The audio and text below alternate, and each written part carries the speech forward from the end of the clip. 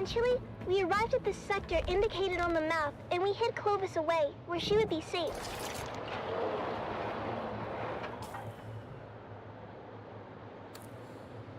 As usual, Kodo and I took the point and went ahead of our group. I won't lie, every step of that mission was a chafing nightmare. Before we left Clovis, I made the harebrained decision to break in a handed-down steel suit that didn't fit right. I was in rare form and fit for time when we finally came upon the massive portal in the rocks. By then, we'd been to enough of these old testing stations to know when we saw it. The oversized doors were slightly open, but peering in, we could only see darkness. Koda was immediately apprehensive. Reading a lot of foot traffic, Sally. I'm not sure how lost this old testing station really is. Of course, that's when Dad and the rest of the family arrived. I knew it! Keep it down, Finn. I knew it. You said I was a fool. You said I'd lead us into an ambush. Huh. The night is young. Ignore your petulant mother, kids. Go and wedge formation. After me. We squeezed through the narrow aperture with ease, but quickly found our way blocked by a massive pit of darkness. After we recalibrated our optics for low light, we found a narrow ramp that wound down to the gaping shaft. I forgot all about my chafing as we descended into the darkness. I hated the feeling in there, the lonely, oppressive atmosphere that long-abandoned places had in common. But the spell was quickly broken when a Harkonnen fire exploded on the center of the galaxy above. We flattened ourselves against the wall and kept out of their light as the noisy and oblivious troopers floated past. You know that bloody city will never be finished. The beast is a fool. One day the Baron is going to come. And see what all his Solaris meant. But you don't want to be around when that happens. Why is it you don't want it? You haven't met the Baron yet, have you, boy? Damn it, Finn. This isn't a testing station. It's a Harkonnen base. Can it be both? I told you the night was young. So, what do we do now? This place is huge, and we came this far. I say we go on high alert and check it out. We couldn't risk getting caught, so we stepped to the shadows and moved as quietly as we could. Mom was right, this place was huge, with tunnels going off in every direction. We saw rooms full of weird machinery and old tech, stuff I'd never seen before. But oddly, no bugs or insects of any kind. There were never any bugs, Sally. I think the symbol on the map indicates Harkonnens, not bugs. You know, their helmets are kind of bug-shaped when you look at them. That's when we heard footsteps and ducked into a side room just in time. Peeking out, we saw a group of Harkonnen troopers march past.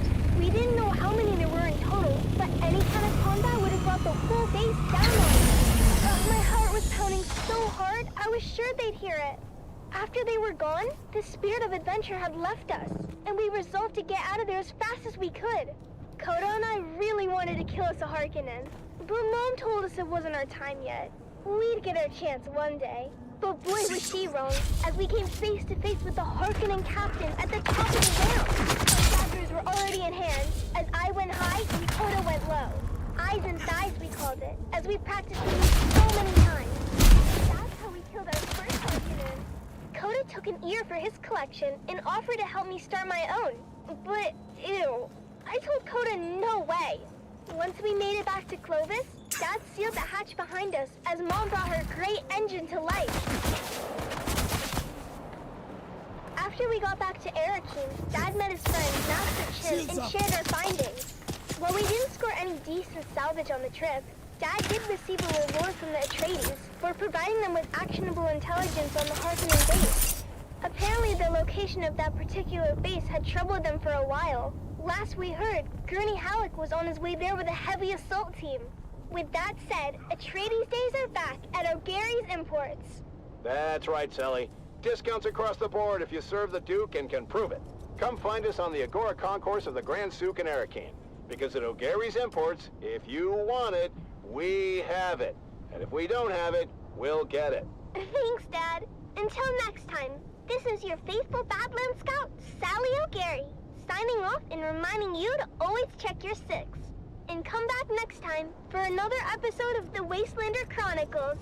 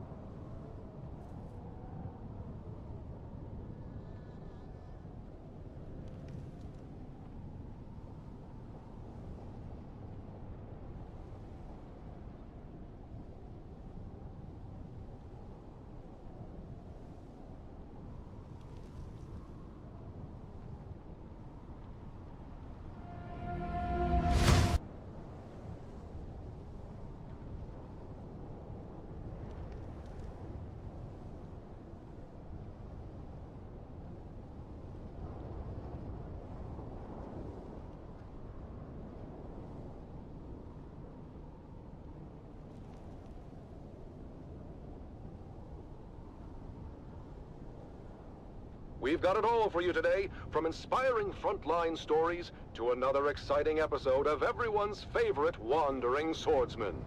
But first, let's kick things off with some sonorous sounds for your listening pleasure. You're listening to Vox Atreides, the voice of the Duke.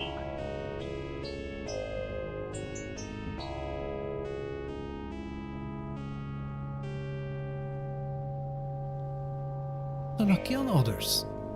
One thing to note is that all chests in these locations only drop spice-infused aluminium dust, so in order to get the duraluminum dust required for crafting, you need to either farm chests in the Sheol, the Beast Claw in Misa Tiril, which is a PvP outpost, or the 2 PvP outposts in the Western Shield Wall. Last but not least, there's a small chance to get the schematic from any small crashing ships you can find in the respective zone in Haga Basin. But as mentioned, the chance is low, so consider it a lucky dip. Now, let's look at each possible schematic location so that you can get a much better idea of where to go. We'll start in the south of Odom and work ourselves north. Rockwarren Village consists of 2 larger rock formations with built-in ruins that are somewhat connected. The chest is located in the second ruin.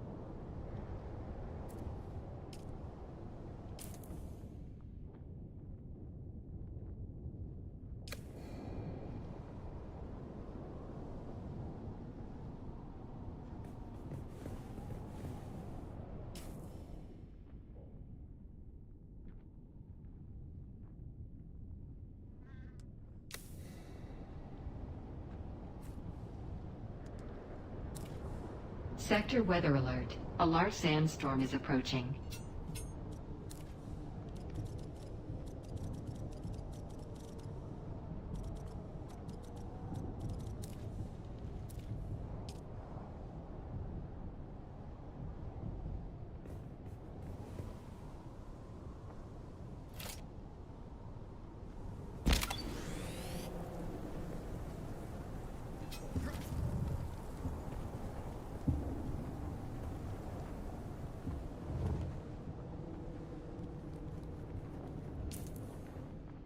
In this troubled age, when darkness stalks the land and corruption threatens to extinguish the last light of hope, a lone warrior roams the cosmos. A wanderer with no allegiance to any but truth and justice. He stands as a beacon in the darkness. He stands for those who cannot stand for themselves. He is the last man standing. He is Sector the weather swordsman. alert. A large sandstorm is approaching. Episode 2732, The Slave Lord of Amaranth. After his showdown on the plains of Jericho with the renegade Hiren Zir, the swordsman finds passage to the Delta Amaranth system in the far reaches of the Trinary Cluster. Are you sure you wish to disembark here, of all places, swordsman?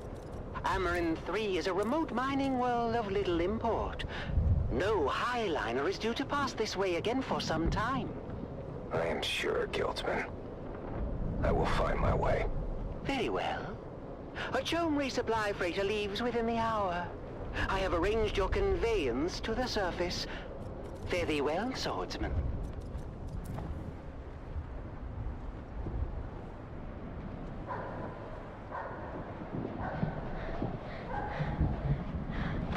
Oh, there, boy. You run as if the hounds of Hades were at your heels. Please, Lord, kill me. I beg of thee. Slay me where I stand. I cannot go back to Lord Varric. Lord Varric. This is not a name known to me.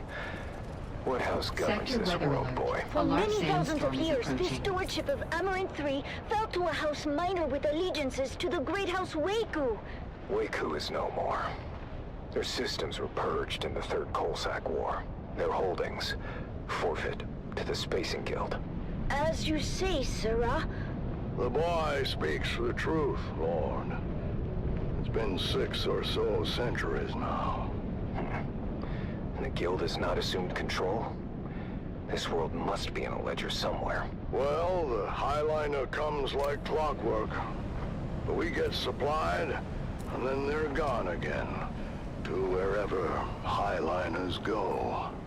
We just figure they forgot about us. Then who is this Lord Varric?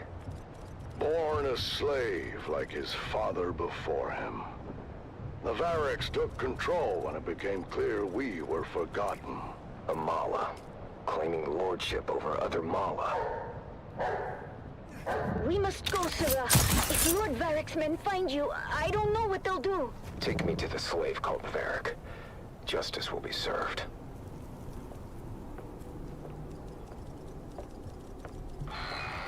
Who dares enter my hall unbidden? I dare, Mala. You claim authority that is not your own. For that, I claim your life. Oh, you? What is your name, stranger? I would know what to mark upon your grave. Swordsman. Your false reign is over, Varric. God, don't just stand there! Get him! Lord Varric, the stranger fights like the swordmasters of legend. Impossible! The swordmasters were destroyed! The remnants scattered! This is the number down the stair. Our men cannot strike him. Fool! They do not have to strike him. They only have to maneuver him onto that trap door. Goodbye, swordsman!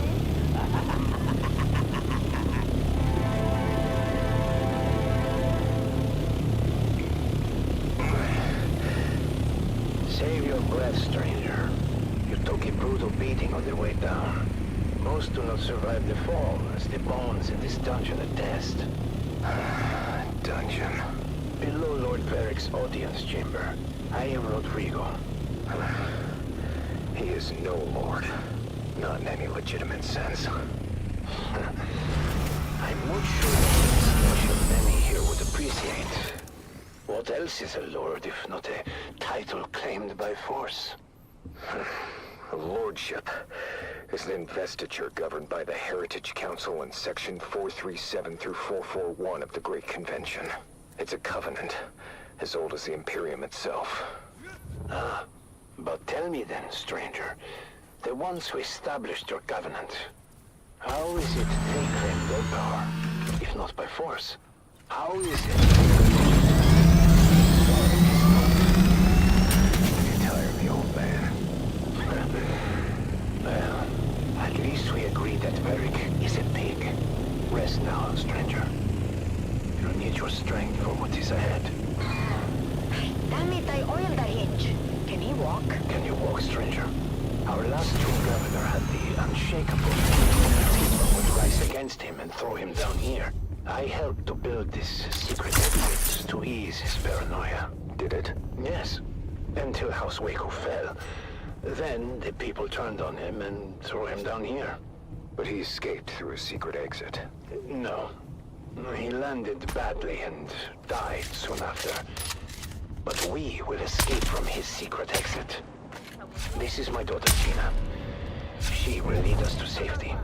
What about Varric? As far as Varric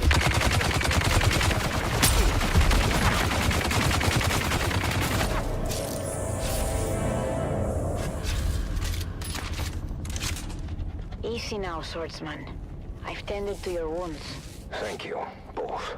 My father was a draftsman in the Imperial Engineering Guild and helped to build this humble colony. Armor in 3 isn't much, stranger, but we are self-sustaining. And the Guild will remember us one day. We were doing just fine until Varric's grandfather took over. Lord Varric is just the latest in a long line of assholes. We have seen too many good men fall trying to stand against him. There are enough of you. Why not fight back together? The fear of death, I suppose. The land here is harsh. The work grueling. Without our men, our families would starve. Fear's a powerful chain, stranger. A chain we will break together. Send word to the villagers. It's time to end this.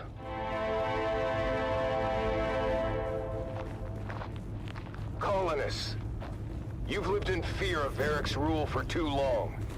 He is a vile pretender, and order must be restored. But how can we do this, stranger? We are not an army. Remember yourselves. You are Imperial peons, with all the rights and protections that station implies. But who will stand for us?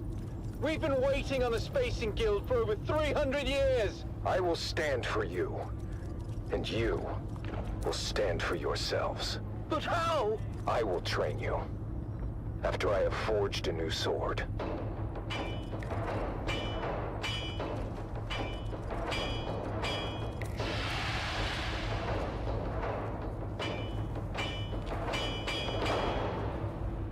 It's time.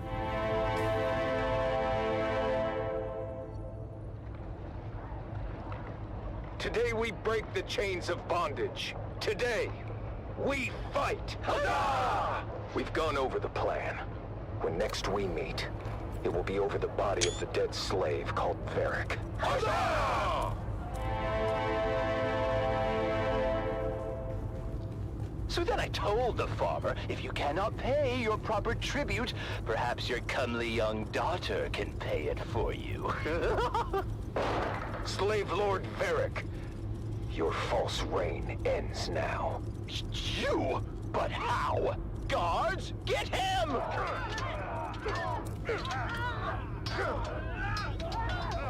He has rallied all the peasants against us!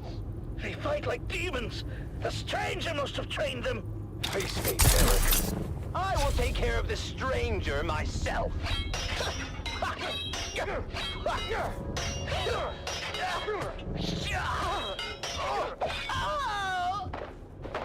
The tyrant has fallen. You have won your freedom. Huzzah! But... No! Father! Your father fought bravely, Gina. His sacrifice was not in vain. Thank you, swordsman. You saved us, but... I've lost my father in the bargain. His spirit lives on in the freedom you now share. Freedom to serve your proper masters, the Spacing Guild, who will undoubtedly return soon to claim you all. But what do we do until then? Hunger and disunity may come, but you must remain steadfast in your duties, and the honor of that will sustain you. Remember, a righteous heart is never truly empty. You're right, swordsman. Is there any way we can repay you? Setting things right is payment enough.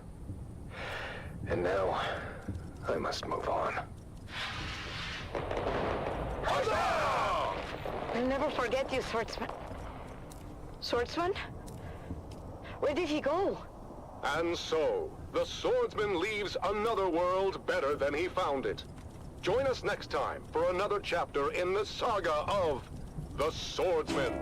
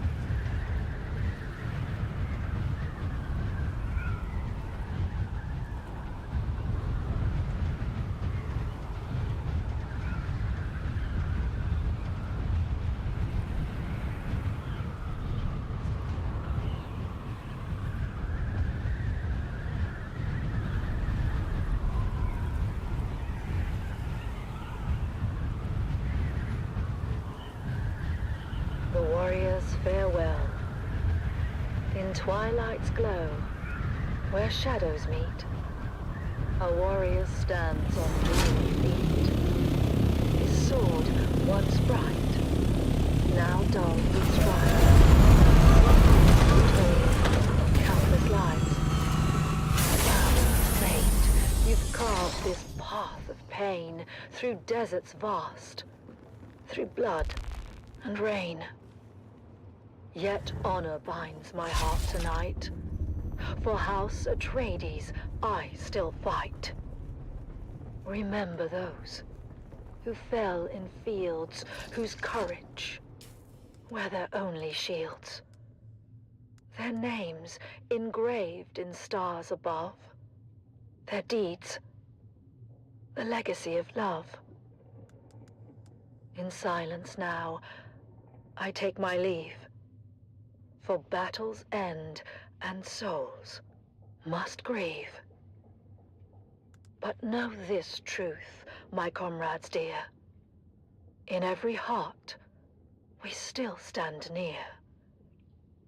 Oh, house of just and noble name, we've lit the stars with honor's flame. And though my journey's end is near, House Atreides, shed no tear. For in the halls where heroes rest, where valor shines, where hearts are blessed, we'll meet again in timeless peace, where all our pains and trials cease.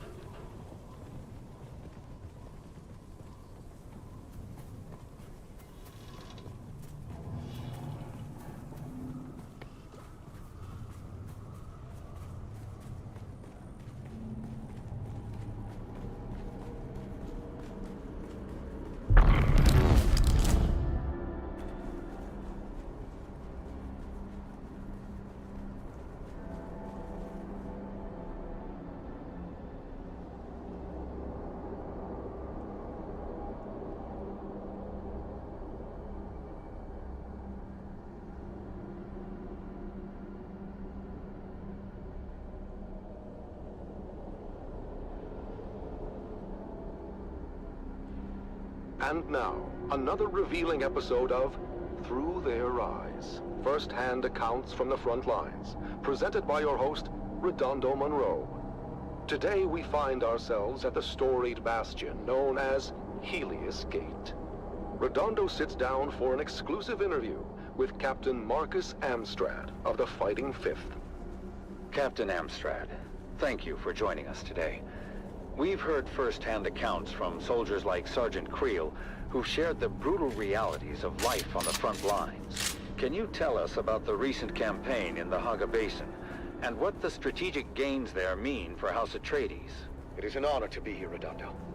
Our operations in the basin are ongoing, but critical to securing a crucial foothold in the region.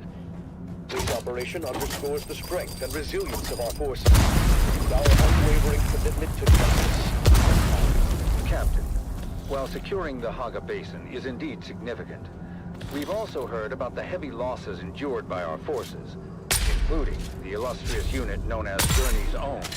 Can you speak to the toll this so-called War of Assassins is taking on our troops and their families? Look, Redondo, war is never without sacrifice. But it is through these sacrifices that we uphold our values, protect the future of House Atreides.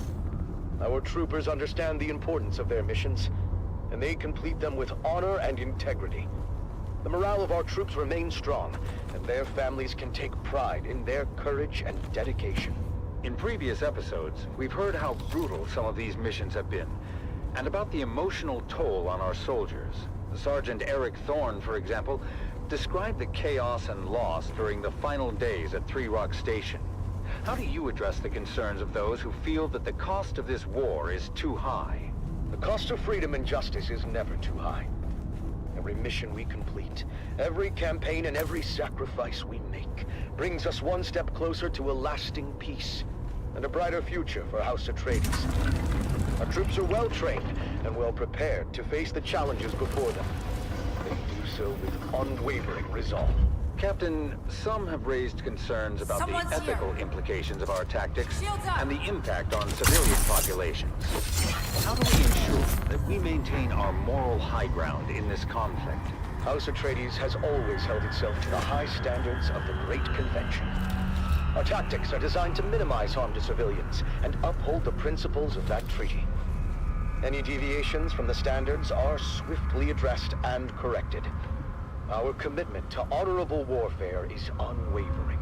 There have been reports of war crimes committed by Harkonnen forces, as well as allegations of misconduct by our own troops. How do we respond to these allegations and ensure accountability? The Harkonnens are known for their brutality and disregard for both human life and any type of agreement between the houses. But we do not stoop to their level. Any allegations of misconduct by our troops are thoroughly investigated. Those found guilty are held accountable. However, it's important to remember that our forces are under immense pressure. Mistakes can happen.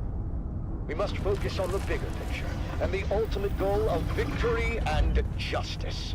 Captain, what message would you like to send to the families of our soldiers and the subjects of House Atreides who may be struggling with the hardships of this conflict? To the families and citizens of House Atreides, I say this. Stand proud. Your loved ones are fighting for a noble cause, and their sacrifices are not in vain. In time, we will emerge from this confrontation stronger and more united than ever. Trust in our leadership, trust in our soldiers, and trust in the principles that have guided us for generations. Together, we will prevail. Thank you, Captain Amstrad, for sharing your perspective with us today. Your words remind us of the strength and resilience of House Atreides. That concludes our interview with Captain Marcus Amstrad. As we continue to navigate the complexities of this conflict, let us honor the bravery and sacrifices of our soldiers and strive to uphold the values that define House Atreides. Join us next time for another episode of Through Their Eyes. You have listened to another episode of Through Their Eyes, first-hand accounts from the front lines, presented by your host, Redondo Monroe.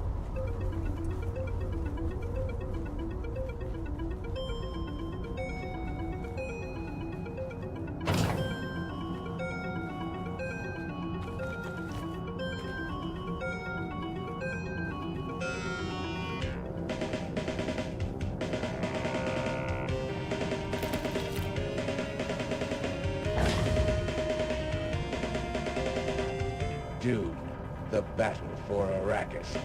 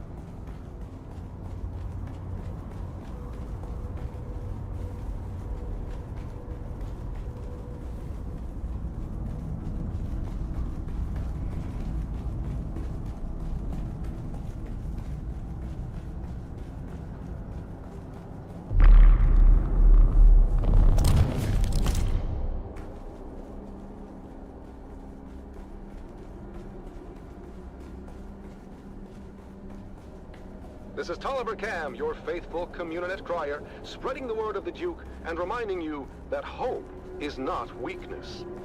Real strength is acknowledging that it's okay to strive for and even expect a better day. We've got to approach every fresh sunrise as an opportunity to renew our bonds and strengthen our commitment to a brighter future. A future governed by hope and not fear. This is Tolliver Cam from the heart of Arakeen, guiding you through your day. View from a mountaintop. Somebody found you. The song of the sea. Our faithful brother, that ever-present roar, antagonist to those dreamers of jagged peaks of long ago. Eyes towards the distant stars. Visions not of glory, but of light and hope across the darkest voids. Now, beneath an empty sky, our banners gloriously fly. Dreams fulfilled, lost. Light and hope consumed by darkness deeper than was known. And lost as well in desert, empty as can be. The song of that faraway sea.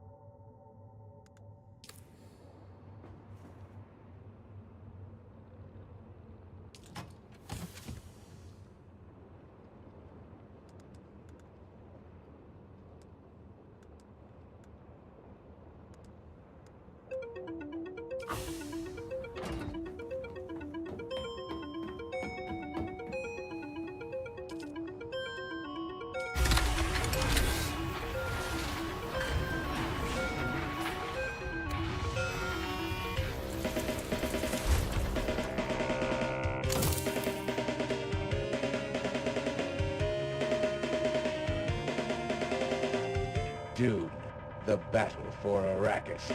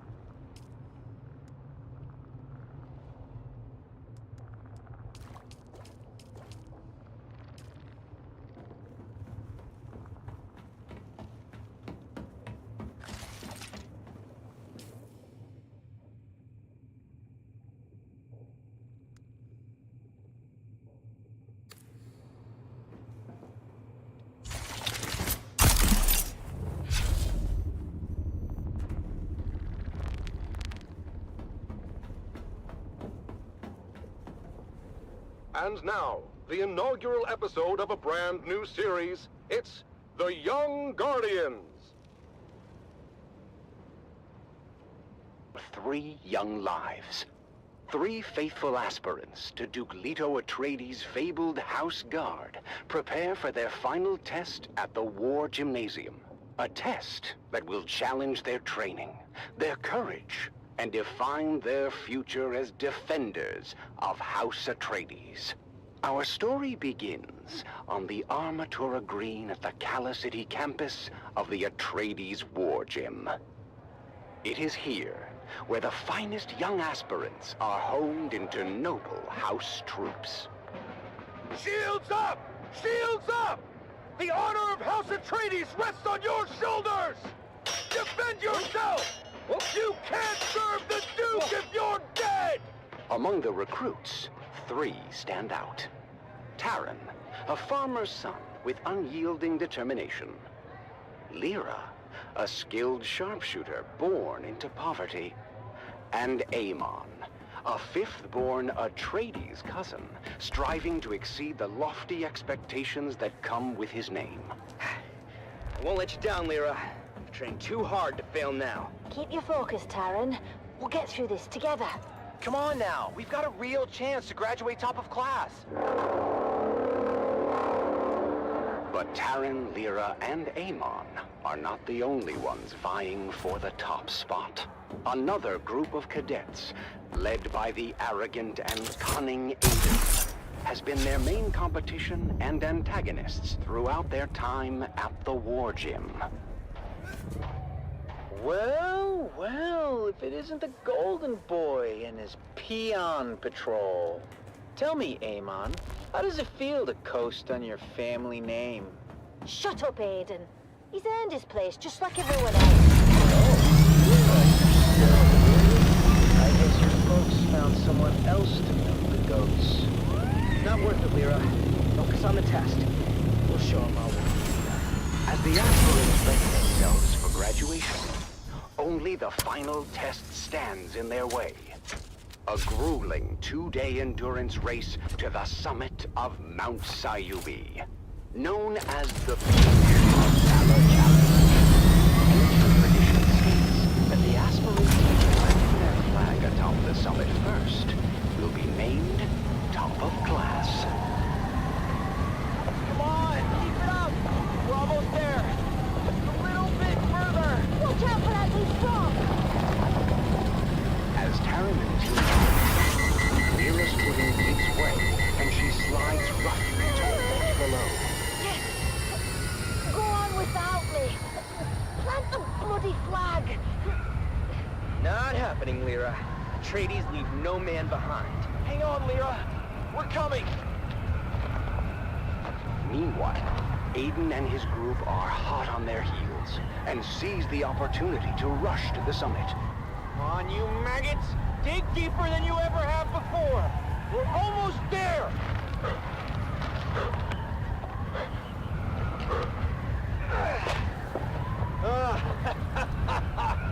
Yes! We did it! I told you those losers didn't stand a chance. Thank you, guys. I'm sorry I slowed us down. Don't worry about it. We're a team, remember? Despite their best efforts, Taryn, Amon, and Lyra finished second in the challenge. We may not be top of class, but we did right by our friend, and nothing will diminish that. The day before graduation, Taryn and Lyra ventured into the lecture hall to return a borrowed tome, when something strange caught their eye. Huh. That's strange. The light's on in the Commandant's office. But we just saw the Commandant on the green. Then, who's in there? Aiden, what are you doing here? None of your business, peons. I was just leaving anyway. But Taryn had noticed that Aiden slid something under his shirt. The Commandant's code book. What about it? Aiden just put it under his shirt. We have to tell Amon. Amon, you won't believe what Lyra and I just saw. Aiden is a thief. He stole the Commandant's code book from his office. My older brother quizzed me before. I thought it was nonsense at the time. He was asking about a possible Harkonnen infiltrator in our aspirant class. I thought he was just giving me a hard time, but yes, Aiden is the infiltrator. He must be. Then what are we going to do about it? Leave that to me.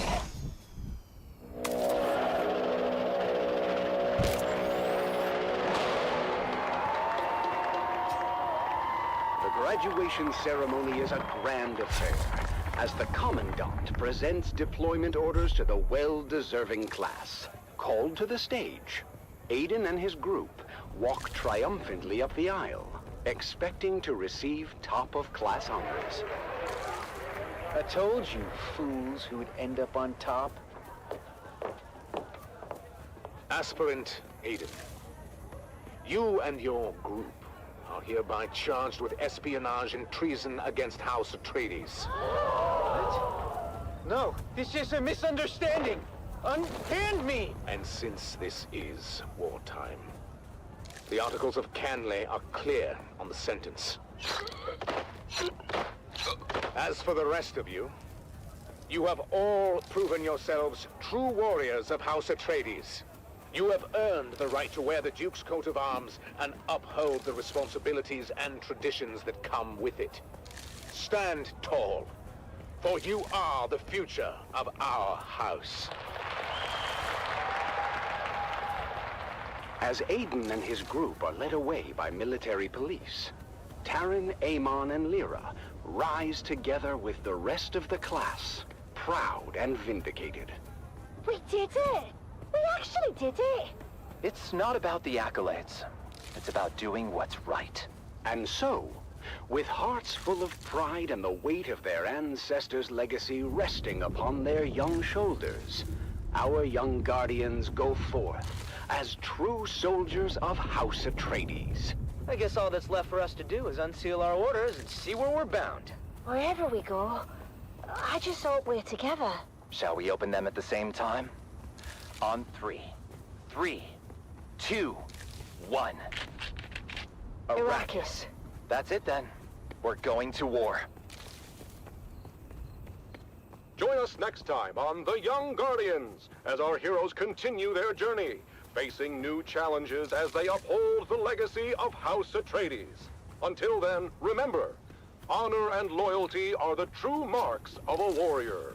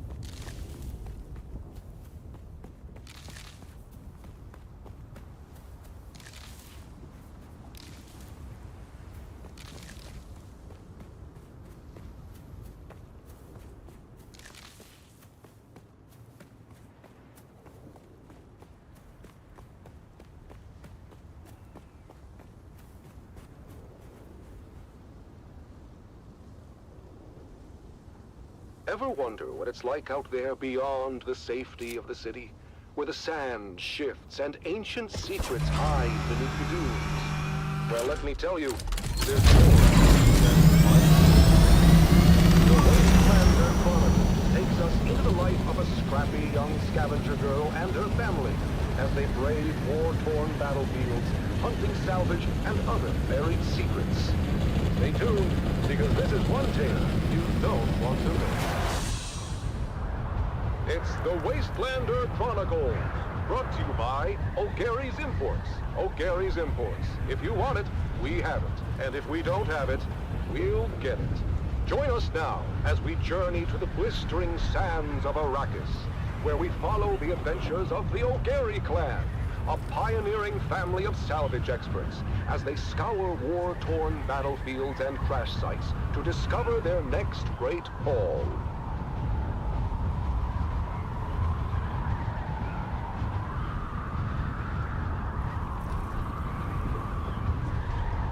Hey there, everyone! Welcome back to the Wastelander Chronicles. I'm your Badlands Scout, Sally O'Gary, and I've got a crazy story for you. It all started when my dad announced a surprise salvage mission.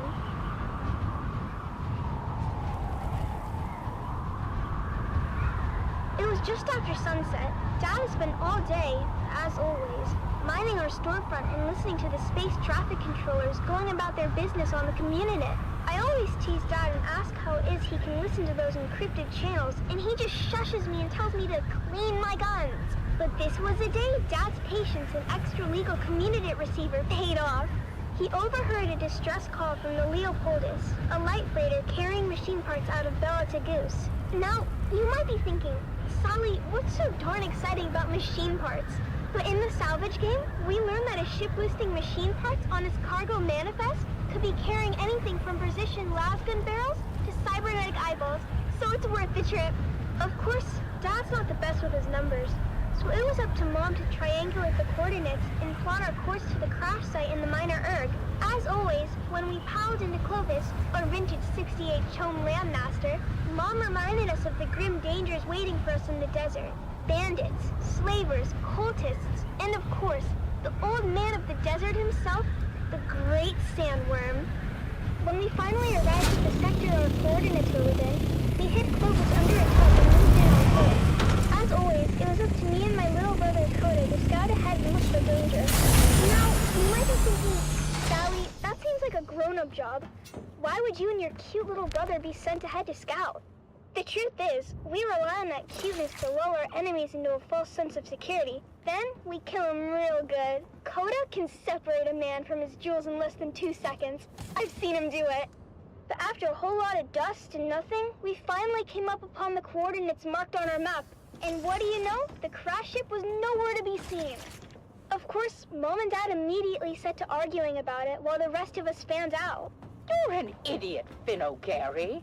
Don't you dare blame my calculations on this fiasco. I should have listened to my mother and entered the sisterhood. At least then, I'd be married off to a man of consequence. You wouldn't be married to anything but a mop and bucket. Instead of kids, you'd have hallways to clean. And you know those witches got a lot of hallways. What do you know about the Bene Gesserit? You don't even know how to add. I know one thing I'd like to subtract. Hey, Mom and Dad? Look what Phaedra and Bree just found. While my parents were bickering, my big sisters, Phaedra and Bree, had uncovered a hatch in the ground, beneath layers of sand and scree. It took some cutting, some prying, and a whole lot of cussing, but my dad finally got the hatch to open to reveal a ladder going down. Dad led the way, his glow cutting through the darkness as we descended for what seemed like an eternity. The smooth ladder shaft was marked with ancient warning signs in a language that Phaedra said was Proto-Galactic? Whatever that means. Dad said it meant that the place at the bottom of the ladder was a part of the old empire. Finn Jr. said they were around a really, really long time ago and sent their scientists all over the universe to very cool stuff. Dad said finding their old stuff is our family pastime. The fate of the O'Gary clan has always been tied to remnants of the old empire, whether it was back on Hagel or right here on Arrakis. Look at how we're drawn to one of their facilities without even knowing it was here. When we finally got to the bottom of the ladder, we found ourselves in a small antechamber. That's when Mom noticed a series of small, almost invisible switches along the wall. With a little bit of trial and error, we activated the mechanism. A screen flickered to life, displaying a map of the facility. Dad examined the map and explained that we were in an auxiliary substation built to support nearby old Empire ecolabs with technical matters. This was very exciting for Dad because it meant that there were even more testing stations out there just waiting for us to find them. But for now, we had this substation before us. Mom figured out where we were on the map. It seemed we had entered through an emergency escape tunnel, but when we tried the door leading back to the main area, it wouldn't open no matter what we tried.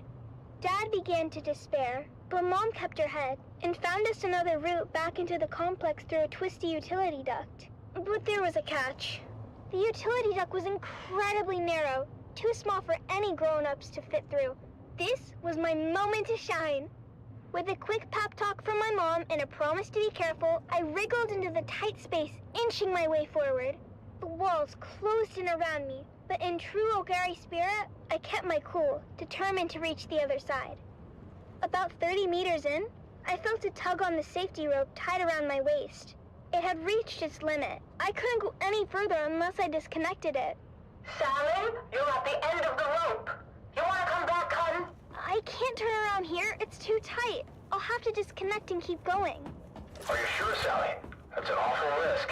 We won't be able to help if anything goes wrong. You didn't raise me to be a coward. What does Dad always say that Owen O'Gary is for? Is it obnoxious? I thought it was obstinate. No, you sillies. It's audacious. I'll be fine. Just keep a lookout for trouble. Sector weather alert. I unhooked A the large safety rope sandstorm and is kept approaching. pushing forward. Fingers crossed that the passage would lead somewhere. The angle of the duct meant there's no turning back. If it was a dead end, I was surely a goner. But hey, what's an adventure without a little risk? I think I can see something up ahead. It's an access hatch. Here's hoping I can open it from inside. I made it! The access hatch opened onto a huge chamber, lit by a soft, eerie glow. It was a real treasure trove of ancient technology, preserved perfectly through the ages. I had found the mother lode. After marveling at my discovery for a spell, I managed to backtrack to the escape tunnel where my family was waiting. Now I understood why we were never able to open that door. It was blocked by an ancient power loader. Fortunately, the control fob was still in place, so I was able to move that great beast away from the door. Honey, are you okay? I'm fine, Mom. Where are you going, Finn? Our daughter almost died, and you're more interested in salvage. She seems fine to me. Sector weather alert. More than fine, A in large fact. She's sandstorm is spectacular. approaching. Our daughter or the power loader? Can't we be excited for both? This is a VK5000 powered work loader. The last exosuit to come off the Venhold assembly line before the company was split up into Combined Mercantile and the Fold Space Shipping Company. Do you mean... Yep. The predecessors to CHOAM and the Spacing Guild. Wow. After the excitement died down, we carefully extracted as much as we could carry, making sure to document everything for later study. It was our most successful expedition yet. Back at our shop, we spent days cataloging and cleaning our finds, preparing them for sale. And that's where you come in, dear listeners. That's right, Sally. At O'Gary's Imports, it's our Old Empire extravaganza. And you won't believe our prices. We have SD converters, we have anti-induction modules, we have cobalt-tipped Frams, we have articulated John doors for men and women. Come find us on the Agora Concourse of the Grand Souk in Arakeen. Because at O'Gary's Imports, if you want it, we have it. And if we don't have it, we'll get it. Thanks, Dad. Until next time, this is your faithful Badland Scout, Sally O'Gary, signing off and reminding you to always check your sticks. And come back next time for another episode of the Wastelander Chronicles.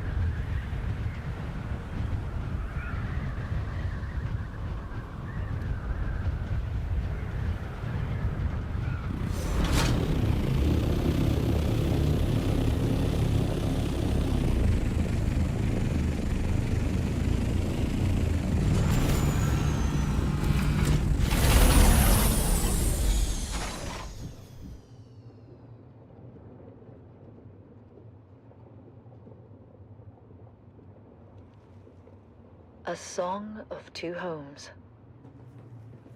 I remember the spice-scented air and shadows cast by twin moons.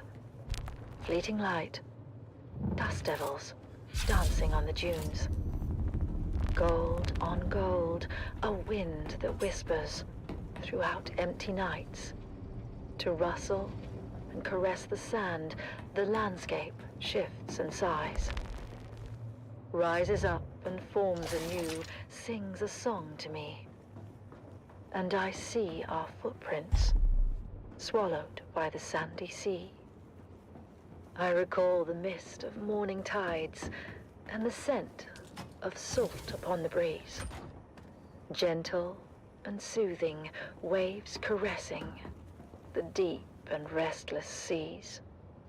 Blue upon grey, the ceaseless call of seabirds out among the cliffs. The salt waves fall and rise, born now and dying, salt tears sting my eyes. How long ago it seems, and I know that our gardens blossom only in my dreams.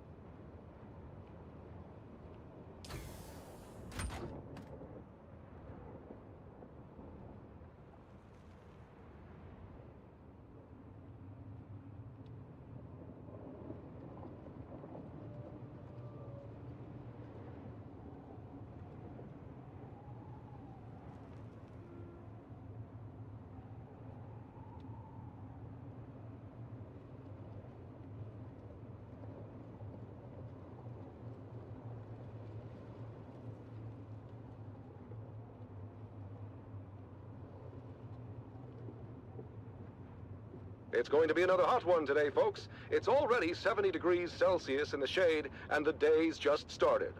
All we can do is put one foot in front of the other and face what comes with honor and determination. This is Tolliver Cam from the heart of Arakeen, guiding you through your day.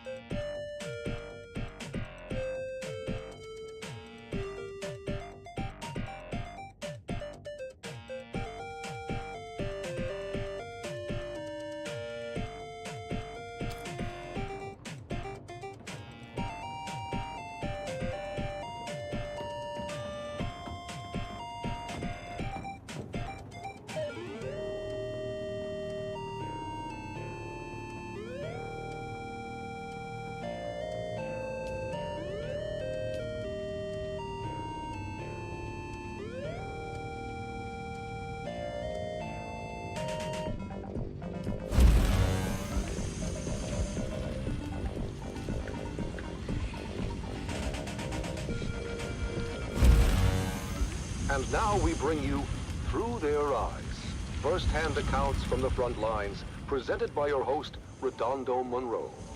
Today, in another poignant and moving episode, we delve into the heart of a mother's sacrifice and the bravery of her son, as conveyed through their personal writings.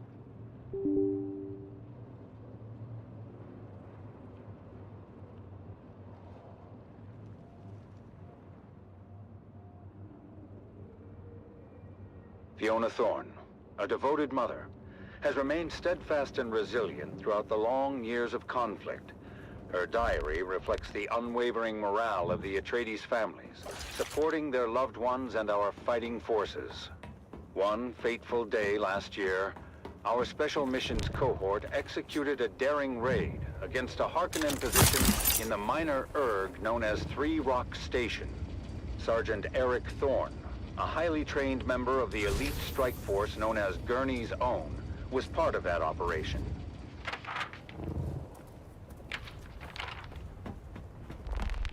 Another sleepless night. The sound of the wind reminds me of the distant echoes of battle. I can't help but think of my son, out there in the desert, fighting for our beloved Duke.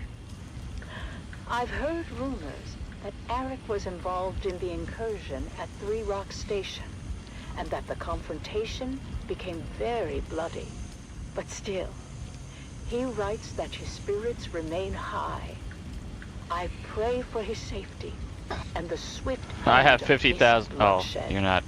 In his letters sent from his unit, as Gurney's Own are deployed wherever the need is greatest, Eric expresses both resolve and an unwavering commitment to our cause.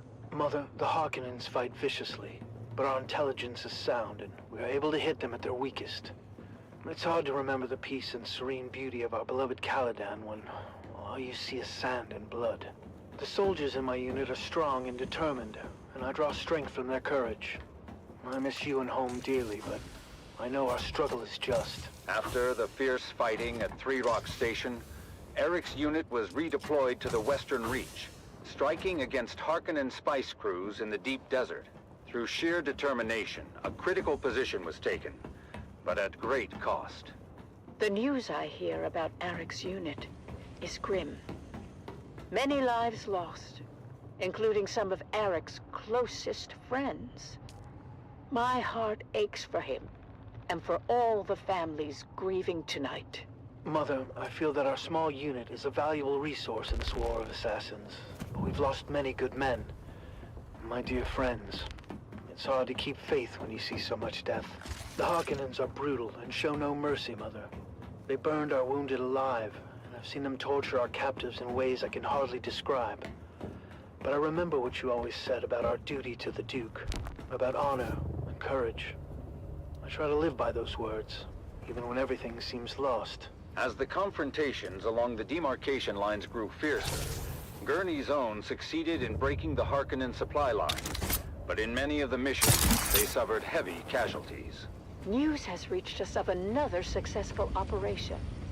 But Arek's last letter spoke of horrors I can barely fathom.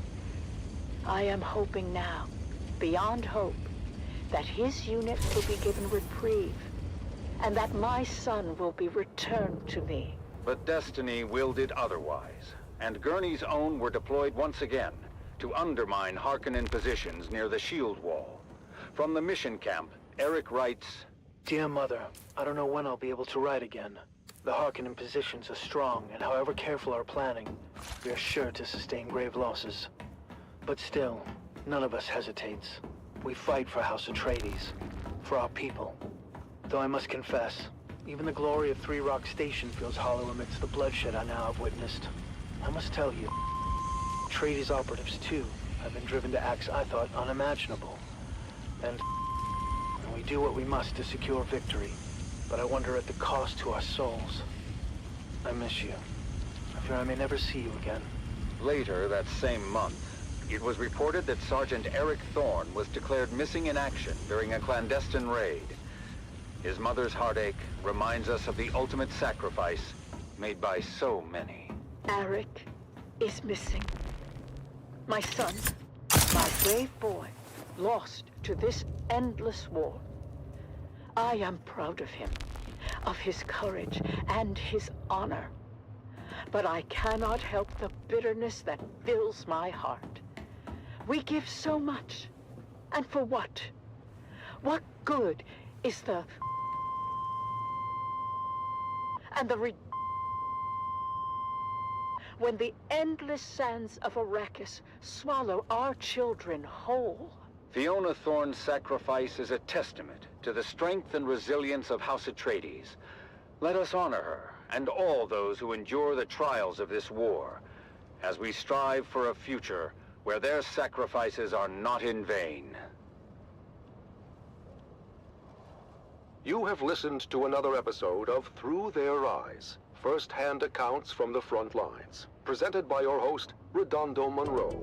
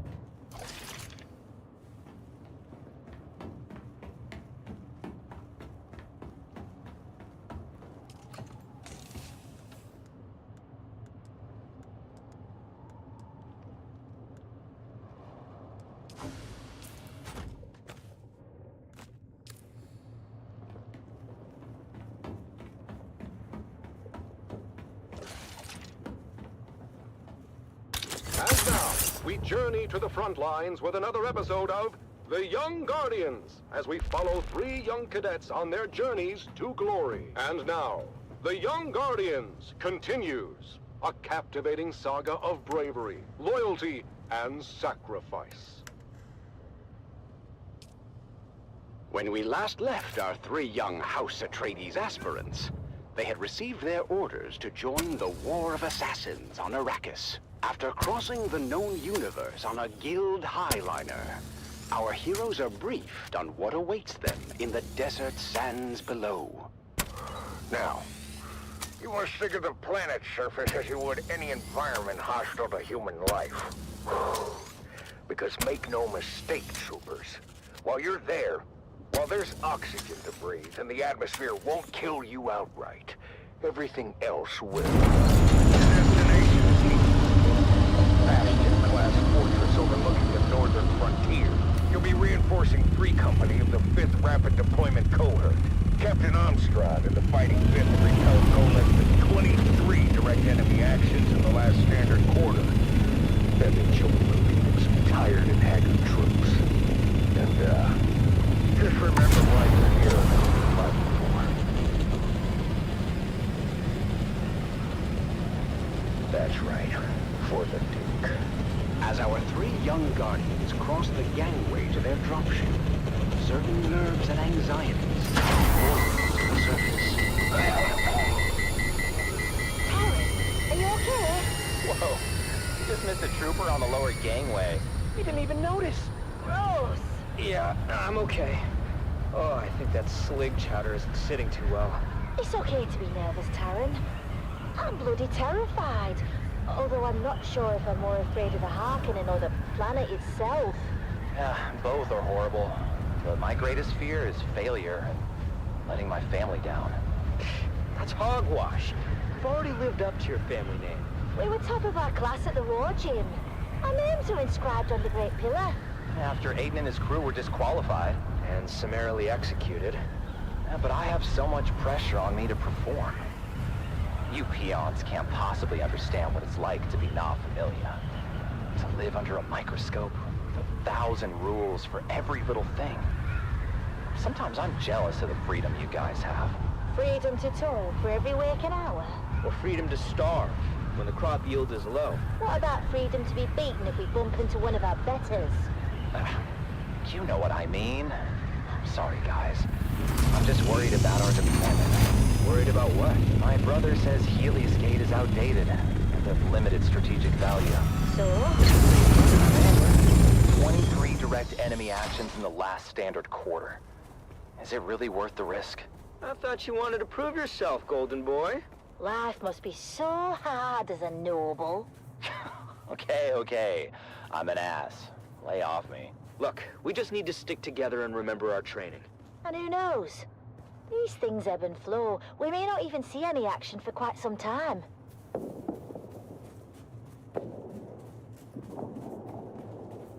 As their dropship navigated the flak-filled descent corridor, our 3 guardians could see the action unfolding below. Now, that's the Dune! We are coming in hot! We are entering a live combat zone! Do not, repeat, do not linger at the dropship once we are touched down! We need marksman to observation decks, and the rest of you, reinforcing access points. Helios Gate must hold.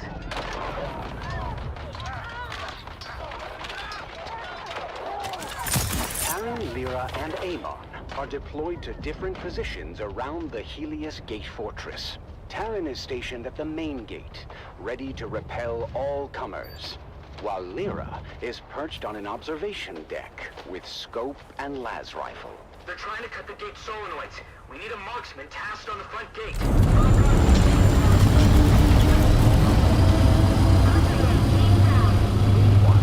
Amon and his team of Suspensor-born skirmishers streak across the sky through a fusillade of lasgun fire. Land behind them! Land behind them! On my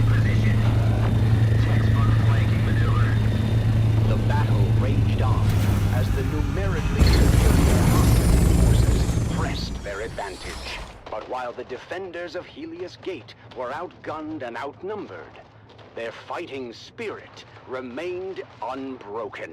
We're not going to be able to hold the gate for much longer. Can I get another marksman tasking for the front gate?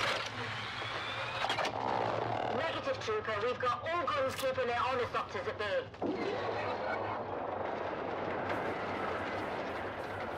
Look out, Burrow!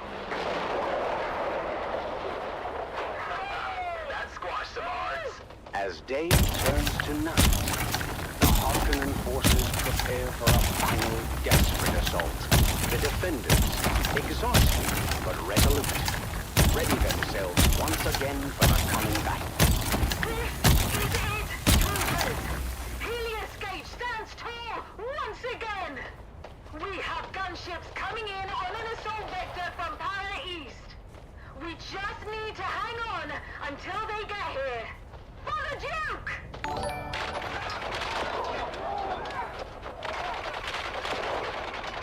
In the thick of the battle, Terran continues to defend the front gate.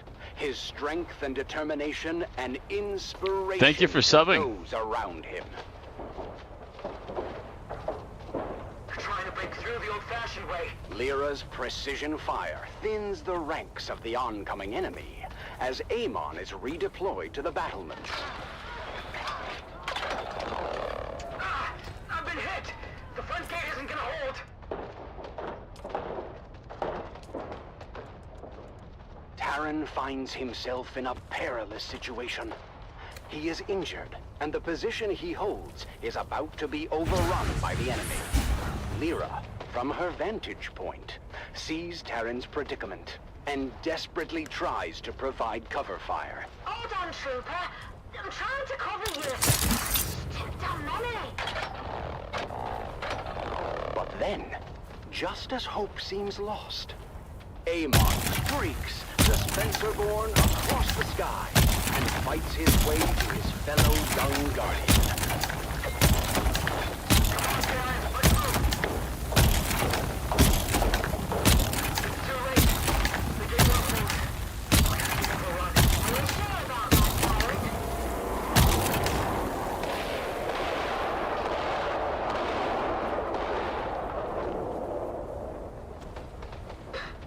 So much for the hard front line.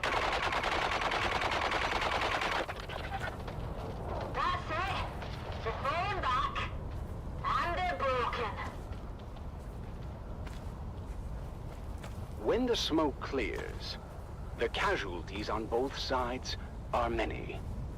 But in the end, the Harkonnen forces are repelled, and the defenders of Helios Gate stand tall.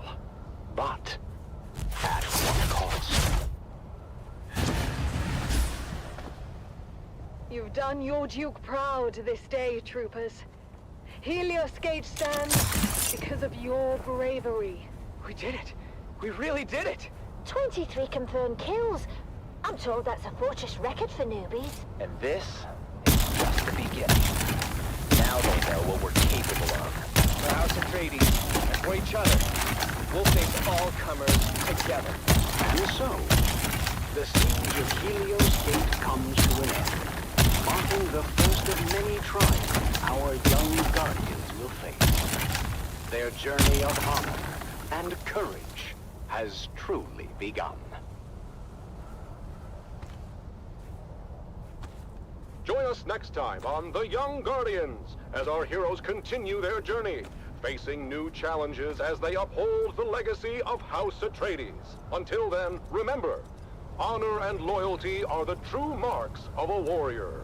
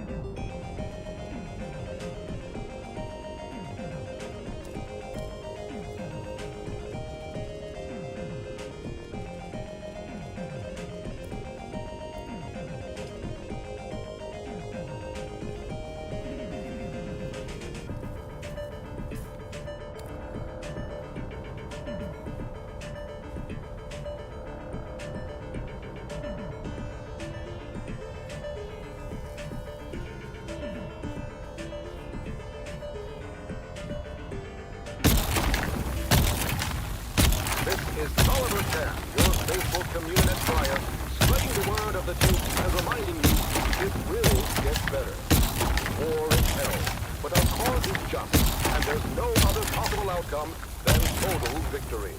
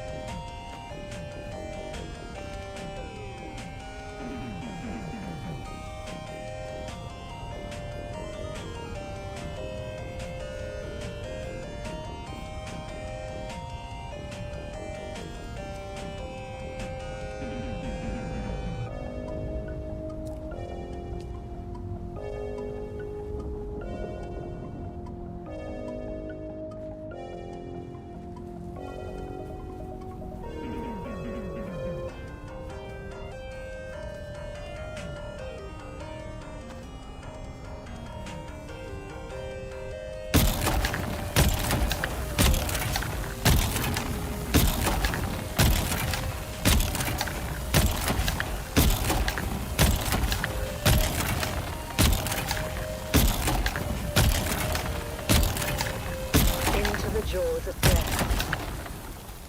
One more June. One more June. One more June onward. Into the desert storm flew the brave soldiers. Forward the shield brigade! The las guns must down, he said. Into the desert storm flew the brave soldiers. Forward the shield brigade! No one to hesitate, despite their reckless hate. Hearkening, villainy. The troops not to ask what's right. They carry our sacred light, theirs, but to stand and fight. Into the desert storm blew the brave soldiers. Las guns to right of them. Las guns to left of them, las guns in front of them, lightning and fire beam, forward to final breath. Boldly they flew, and well, into the jaws of death. Into the mouth of hell flew the brave soldiers. Flashed all their quick knives there, flashed as they turned in air, slicing the gunners there, charging an army, while Arrakis all wondered. Plunged in the battle smoke, right through the line they broke. Harkonnen and Sardaukar reeled from the crysknife stroke, shattered and sundered. Then they flew back, but not all of the soldiers. Las guns to right of them, las guns to left of them, las guns behind them.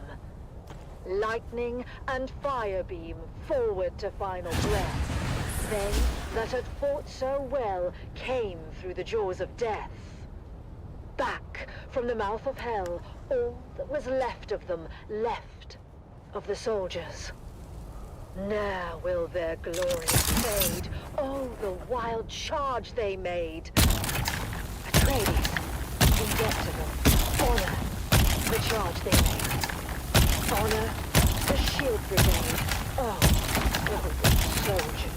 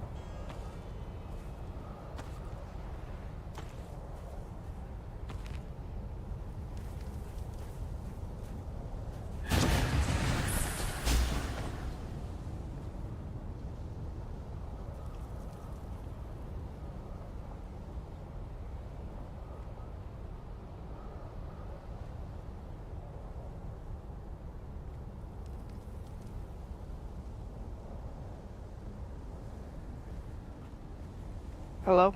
Mar.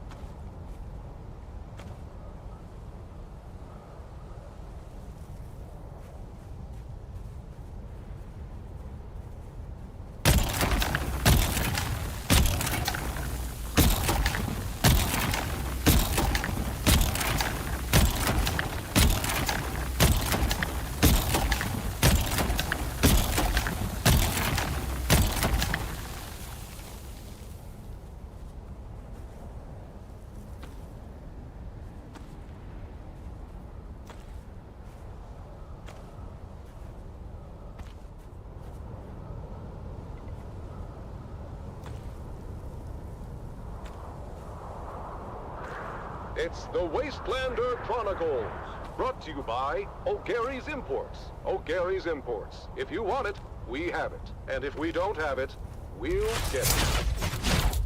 Join us now as we journey to the blistering sands of Arrakis, where we follow the adventures of the O'Gary clan, a pioneering family of salvage experts, as they scour war-torn battlefields and crash sites to discover their next great haul.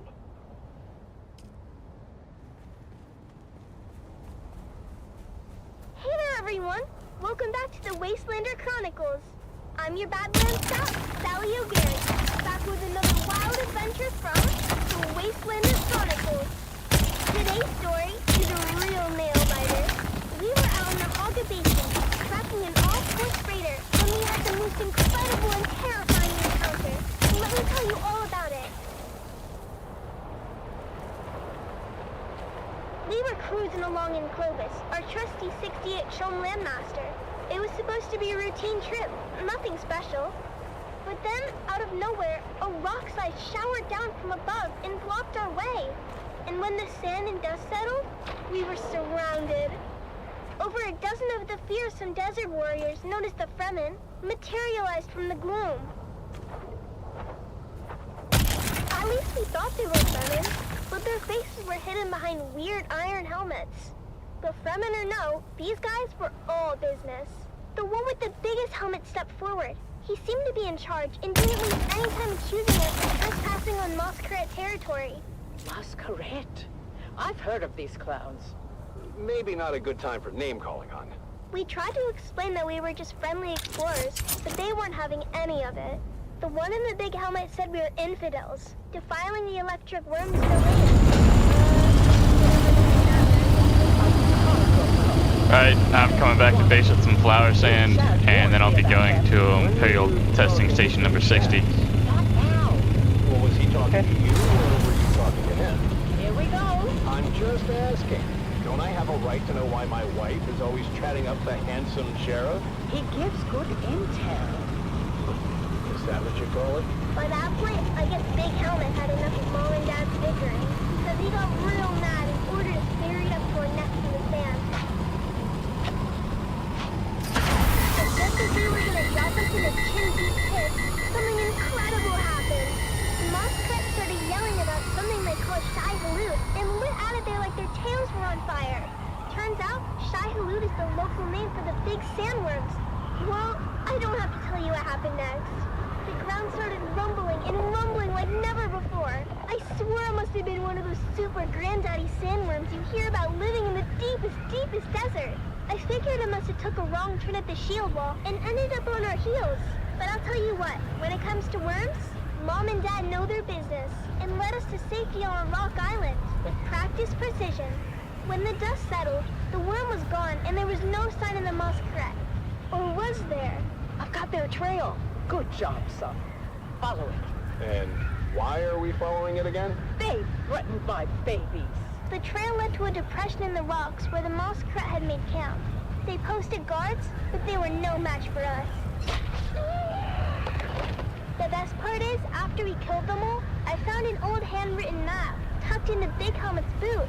It smelled like farts and old cheese, but I slipped it into my bag anyhow. I know, stealing isn't right. But Dad always says that if they're dead, then it really is stealing. Anyhow, we took the helmets and left their gross corpses to the sky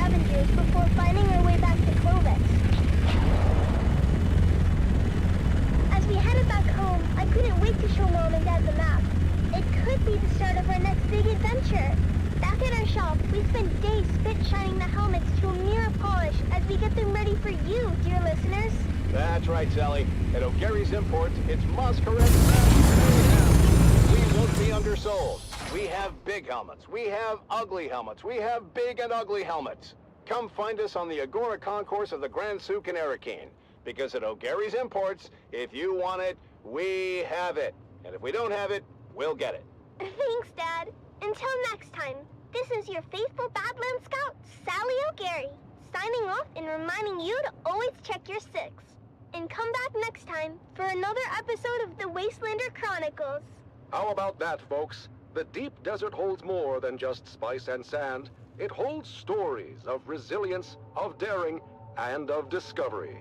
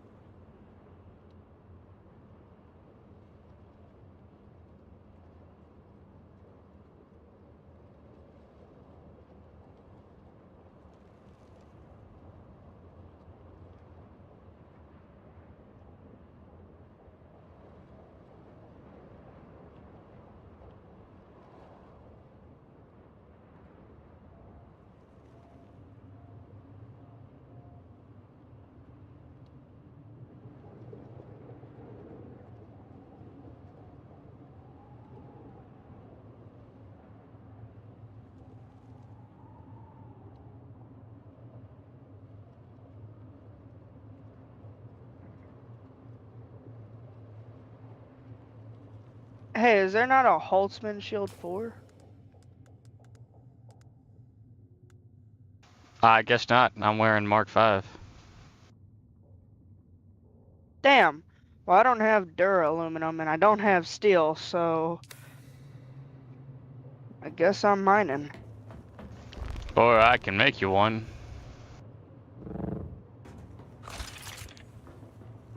Yeah, but I still need steel anyway. When we come back, I'm gonna go mine some iron to make steel. Echoes of valor, whispers on the wind, calling the names of the fallen.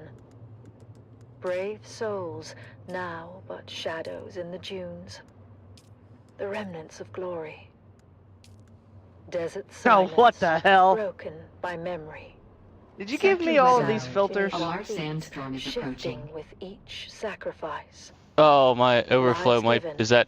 No, I did Given to not. the cause. The remnants of glory. There's so much.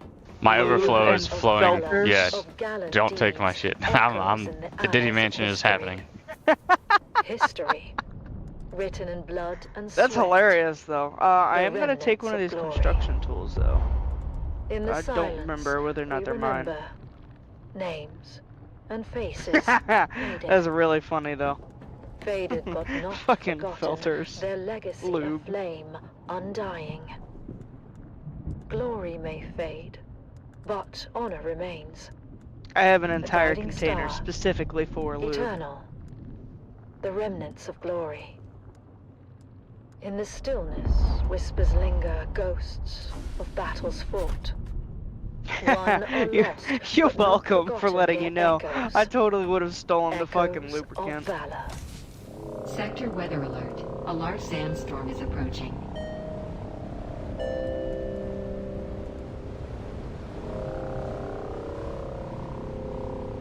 I've taken that chest out of circuit, so it shouldn't happen again. Okay. Thank you. I do still have to gather some more things from it. Okay.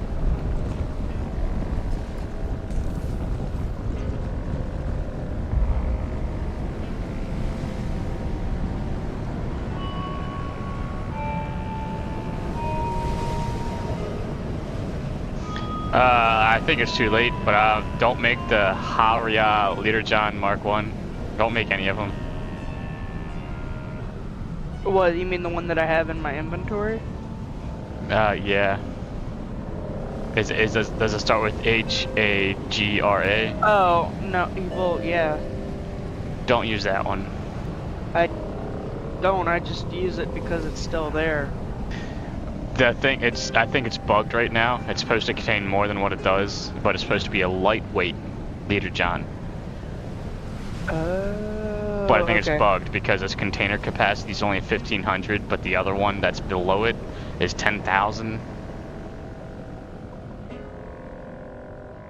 Okay, well, I'm gonna deposit the water in my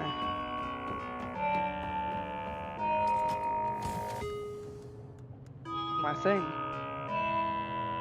and not use it. Hopefully they fixed it. Hopefully it is bugged. To another poignant episode of Through Their Eyes. Well, I don't Today, use that one we anyway. I bring you use the one that you gave me. Sergeant Creel, a decorated member of the 2nd Deep Desert Expeditionary Force who has faced the horrors of if you go into my advanced as we delve into his experiences, survival crafting thing, there's a shield in there. of our troops. Okay. I'm Sergeant coming. Creel, thank you for joining us today. Can you start by Slow and telling us steady. about your involvement in the operation at Dejumwadi? Of course, we're operational in the deep desert, so when scouting came back with reports of a Hark emplacement at Dejumwadi, well, that was a serious provocation. What happened at Dejumwadi? Like I said, Nah, we own the deep there's desert, just makeshift so filters. when word got back to us of a Harkonnen bastion being raised, our commanders knew what to do. 7 different You did say cohorts, you're survival including fabricator, the 5th right? Mesa Infantry and Gurney Zone were simultaneously deployed in a coordinated attack. Okay, so I gotta find which chest to put it The into. Hark defenders much more vicious than they're Oh used no. And yet, you and your fellow soldiers managed to execute the mission with surgical precision. Can you share a specific moment from that operation that stands out in your memory? There was this one moment, I guess. The Hark Bastion was still only half built, and we'd taken out a group of engineers, but we were spotted by a fortified lasgun position from the finished part of the bastion and pinned down. They were really tearing us apart. But somehow, we managed to get behind them through the half-built works. I remember crawling through the blood-stained sand and rubble. The smell of death and fried ozone thick on the air. When we finally took out that position, at least, it felt like a small victory in this ceaseless ocean of despair. Your bravery is truly inspiring. As the operation continued, what kept you and your fellow soldiers going? Duty, honor, the things they drill into you from day one. The example set by the fearless men of Gurney's Own. But honestly, in the end, it's all about the man next to you. It's him you fight for, to keep him alive. It wasn't about grand ideals anymore. It was about survival. House Atreides prides itself on There's its lubricant moral in every high ground chest. and honorable conduct. How did the principles of Canley and the Great Convention hold up under the extreme conditions of battle? Canley? That's for fancy folks with sashes and pressed uniforms. For us, the reality of war changes people. These missions, you do things that you never thought you would. I remember one night, after we took out a Hark listening station, seeing my comrades picking through the carnage. Yeah, when we come back, I'm gonna go mine a survivors. fuck ton of steel, or not steel, iron, so I can make steel. As if the brutality of the war had I only have like all humanity 39 steel, and I need 90. It's clear that the emotional So I can toll start is heavy. making wind traps. Perhaps we can focus more on the moments That way I of don't have to camaraderie worry and hope about that you experienced not being during able to these have dark water. times. The what? I don't know where it went. Yeah, I mean, there are moments, sure, but Let me make another one. between missions, people Guess we'll share have another stories, shield somewhere. laugh about the little things. Anything I was to gonna keep say, the did you darkness not at make bay. it? But those moments are fleeting. The reality of what we have to do is always there, lurking in the background. And during the shield wall operation, what was the state of your unit at that point? It was pretty chaotic. At that point, we were Is it maybe in exhausted, one of the other barely holding circuits? on. I only have Half one a year circuit. replacements by then. Young, Oh, okay. inexperienced kids, really. Just hanging on by the skin of their teeth. And the Harkonnens had good intel. They somehow knew about most of our operations beforehand. I lost more friends in those days than I can count. I mean, we were just trying to stay alive, you know? Mission by mission, but... really... what was the point of it all? Sergeant Creel, I'm sure... Alright, when that's done, it'll be in there. ...solace in knowing that your courage and sacrifice will never be forgotten. Okay, thank you. Can You're you welcome. share with us the impact your involvement in these operations has had on you personally? If it's not in any of your crates, I'm still convinced that you I just mostly got just remember sidetracked the, real quick and didn't make it. Oh, I made it. The screams. Did you not equip it to yourself? I mean, I tried to Nope, recall mine's the still good damaged. successes and the victories, but... I am gonna throw my damaged one in my crate here, though. Your service and dedication to House Atreides are deeply appreciated. We thank you for sharing your story with us. Yeah, thank you. I just hope it was worth it. And that concludes our interview with Sergeant Creel. His story is a stark reminder of the sacrifices made by our brave Special Forces. Let us honor their sacrifices and strive for a future Where's where this Imperial can finally Testing end, Station and the 60? Harkonnens are eradicated It's from the hole. all of Arrakis. There's two holes, it's the hole to the left. You have listened to another episode of Through Their Eyes. You might not have it uncovered. If it's in the western shield wall, then no, I don't have it uncovered.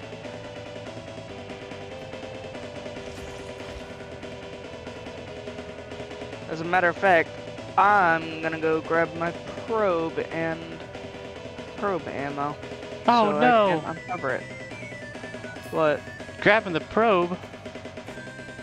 What? Okay, now starts the journey of checking every single crate because I can't remember where I put my shit. Ha! I guess that puts me in the same boat you were just in. No, we're not in the same boat. I have specific chests for specific things. So I know where my probe is, because I know where I put it.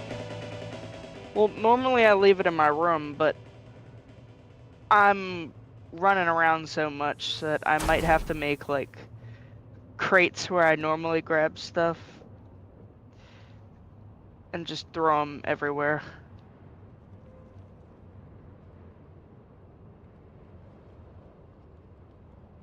I mean, worst case scenario, if I can't find it, I'll make it again.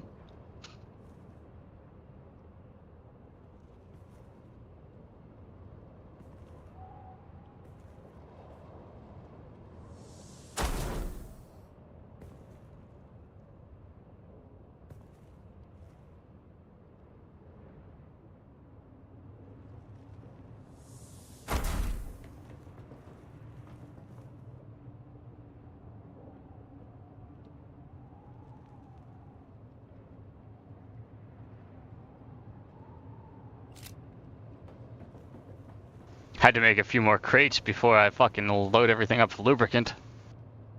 You know those really large crates that you have? I filled those up with lubricant.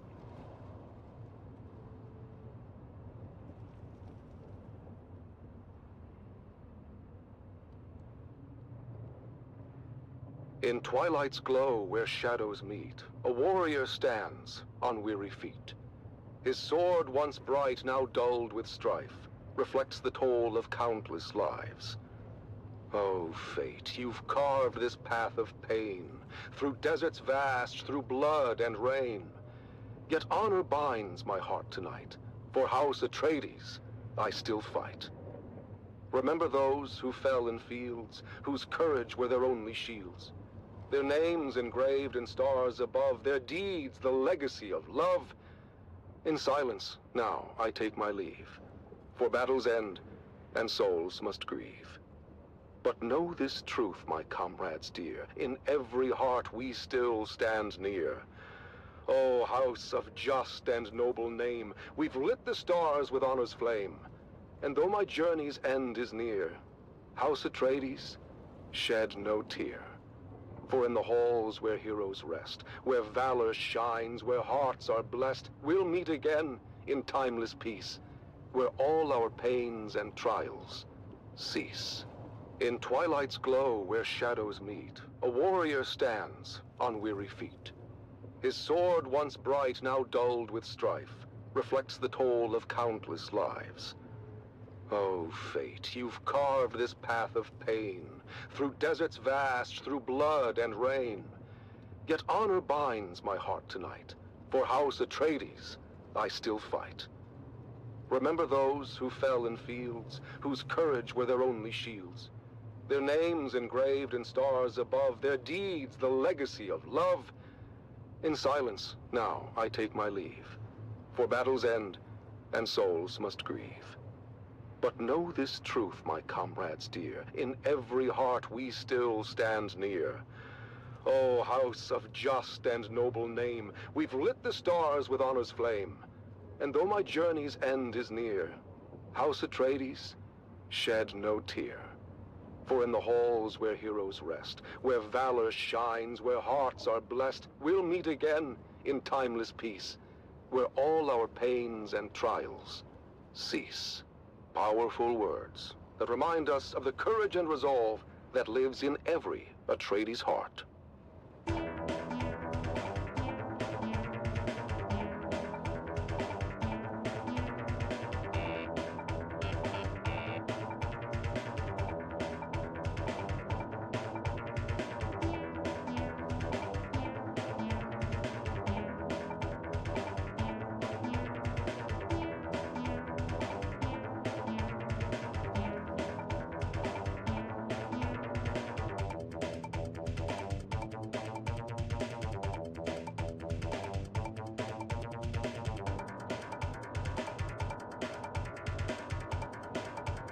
Actually, you trying to make some money? Of course.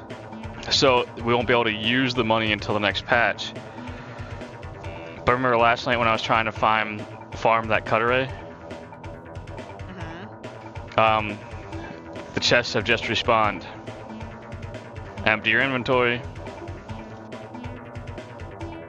Okay, fuck. Empty your inventory.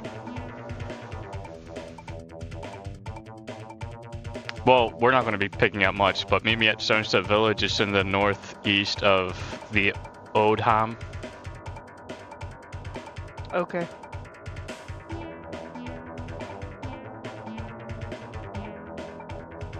I'm debating on whether or not I actually need my storage. Always keep it on you. Okay. Because what's going to happen when you got your thruster equipped and then you need more storage? You got your storage, okay. Should I be keeping 250 or 500 wire on me? And gray. I always keep a max stack when I can. 88, back in a bygone day. He lived out in the desert and scraped his meager fare, with children 9 around him and Ren, the youngest there. The older siblings learnt some sense, but Ren was left without. He was tall, but short on wisdom, and grew up broad and stout. Pious, cheerful, willing, yet he seldom did things right. "What will become of you, poor boy?" his father asked each night. And finally Ren answered, "A soldier, sword in hand.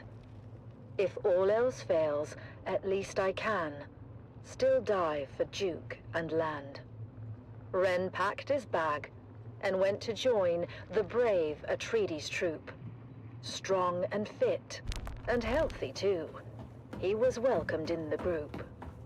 But when he had to master drills and learn the skills of war, the sergeant screamed and laughed and screamed still more. For when ordered Alright, are you ready? left, Ren would quickly turn to We're going to visit these two places. There's two places where we can get in and out. And then we're going to go visit Imperial Testing Station. Imperial Testing Station number 60. Did I explain to you why this would get us a lot of money?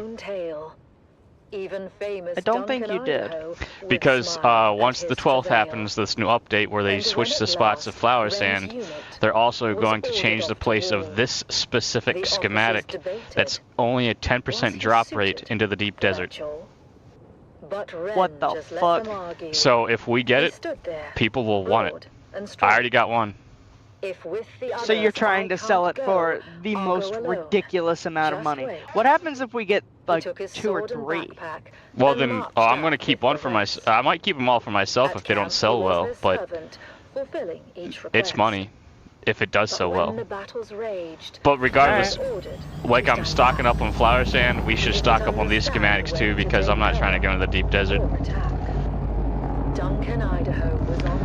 Northeast. It's Stone Step Village, northeast Odham. Unit shouting, "Boys, you watch our backs. Don't let the devils through the gorge, or all of us." Oh, okay, right. Guard it until we regroup. Keep it safe at any cost. A small detachment. I'll beat you there. Made up, but of barely 20 men. You would, because you have a better doctor than I do. Along with them came Ren. Fell on them hard, their lasguns raining death. And 7 brave Atreides men gave up their costly breath. The same disastrous fate would soon befall all those who stayed. So in order to retreat, they all retreated straight away. All but one, who stayed to fight and charged the foes instead. Ren couldn't get the notion of flight through his stubborn head. He just stood there, broad and strong, and ready now to teach a lesson to each Harkonnen who came within his reach. At the choke point in the gully, they all each took a turn. Send you a party invite. But without lasgun cover. One by one, were forced to learn. They charged at Ren, but each who came was fought and bested all the same. None could beat him at this game, for Atreides' honor, house, and name. I was going to the wrong spot. I was going to the West Shield Wall. He shouted, "Hold out, my brave lad. We're coming. Do not fail." He told all who would hear him, watch a true Atreides fight. Hurry, boys, come to his aid. He has saved us all tonight. Against that fearsome counter-strike, no Harkonnen could hold. They faltered, failed, and turned their backs. A rare sight. Alright, so there will be people in here this time, but we can run right past. If you just follow me, we can run right past them. So... Oh, I remember this. Yeah, but this time there will be people in here. Where is that fearless man? He who held the gully until this way. We could all return. That hero of the desert. There's a heavy gunner in here, just go this way, to the left. Must needs learn. He has I see someone. Said the sergeant. His head bowed down. I got it twice.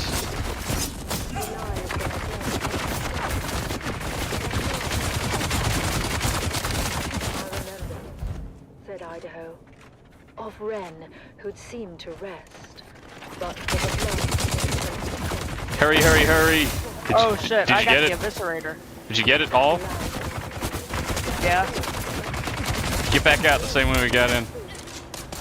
Said Idaho to those around. Yes. Yeah, no, I didn't get whatever it is that you got. It's a 10% drop rate. 'Twas weak and poor, that much all of us knew. But found instead what better was his heart. Forever true. Like I told you about my luck, I've got extremely good luck. There's been somebody in the chat that's done this 10 times and hasn't gotten a single drop. But let's go to the next place. It's in the, it's Rockwarren Village in the southwest of Odham. Truth be told, his head, they said. This one's going to be a little bit more harder than this. But his heart was made of gold. And then Imperialist testing station number 60 is... I thought it was Mendex shithole. I thought that was gonna be the next one. What did you say? It's literally called Mendex shithole. I've never seen that. No, look, it's on my map. It's next to Imperial Testing Station 163.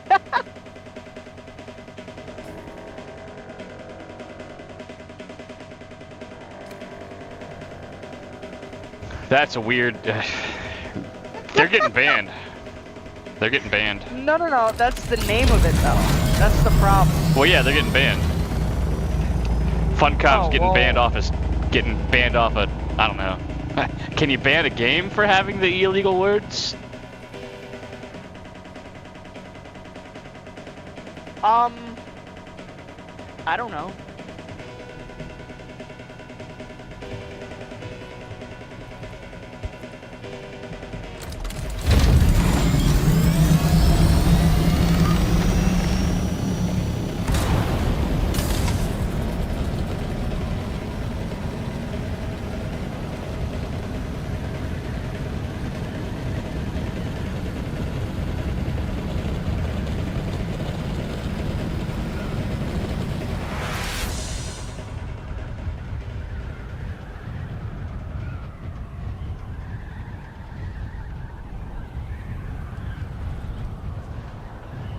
You know what? I'm gonna leave my Thopter up here.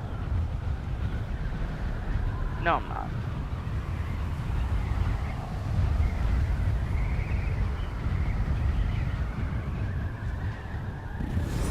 Well, come to where I'm about to land.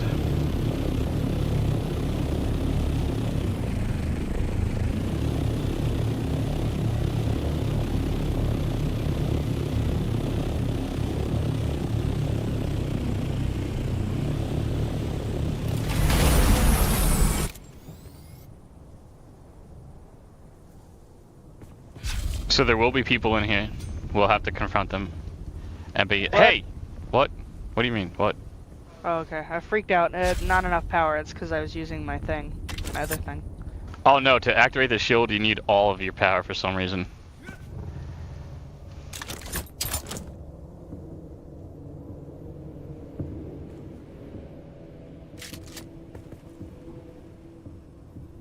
Somebody already cleared this place out. Go up the stairs. Probably Deadpool. We could totally clear it out. Well, he did say he wanted to go raid a station. I don't know what... I don't remember what station.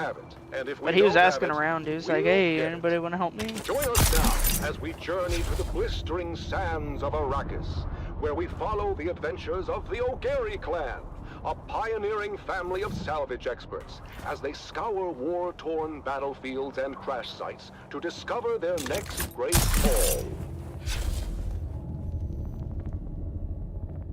Hey there, everyone! Welcome back to the Wastelander Chronicles. I'm your Badlands Scout, Sally O'Gary, back with another wild adventure. After that scary encounter with the Masquerade, we got our hands on that. There's two chests in here. Dad was all over it, trying to figure out where it led. Normally, he would take it over to his Mentat friend at the Seleucid Bowl. I used to think Master Chin was scary when I was little. The way he got that faraway look in his eye when he did his computing. Improved suspensor jacket. One look, and before you got a word out, yeah. We'd have done a sector-by-sector comparison of There's the actually 3. topography. You've discovered the 3rd one. Dad didn't want anyone knowing the secrets of the map. What the fuck? I'll figure it out myself. Stop glitching out, man. Mom said he was being Okay, so let's go back to our base's respect. Oh, there's another chest. Yeah, there's 3. Was I not talking? Yeah, you were talking. You didn't say there were 3 chests. I did. I said you discovered the 3rd.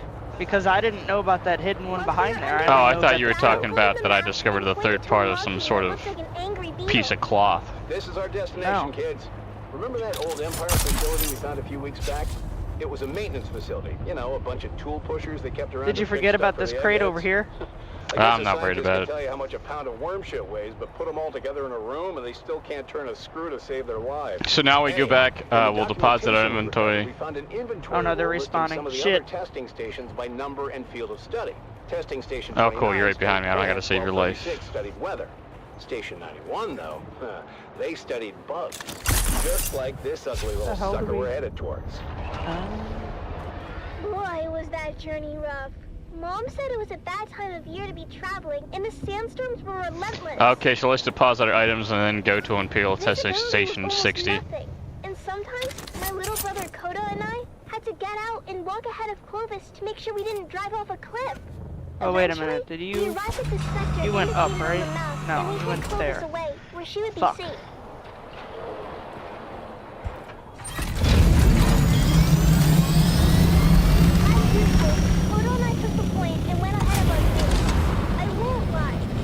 I've noticed that if you jump, sometimes it'll allow you to place a thopter where it wouldn't allow you before.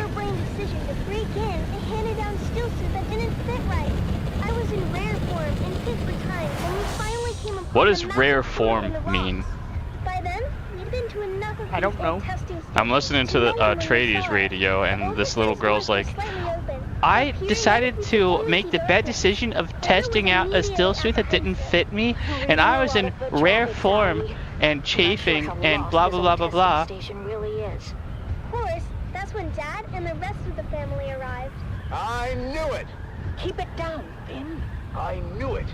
You said I was a fool. You said I'd lead us into an ambush. Huh. The night is young. Ignore your petulant mother, kids. We go in wedge formation. After me.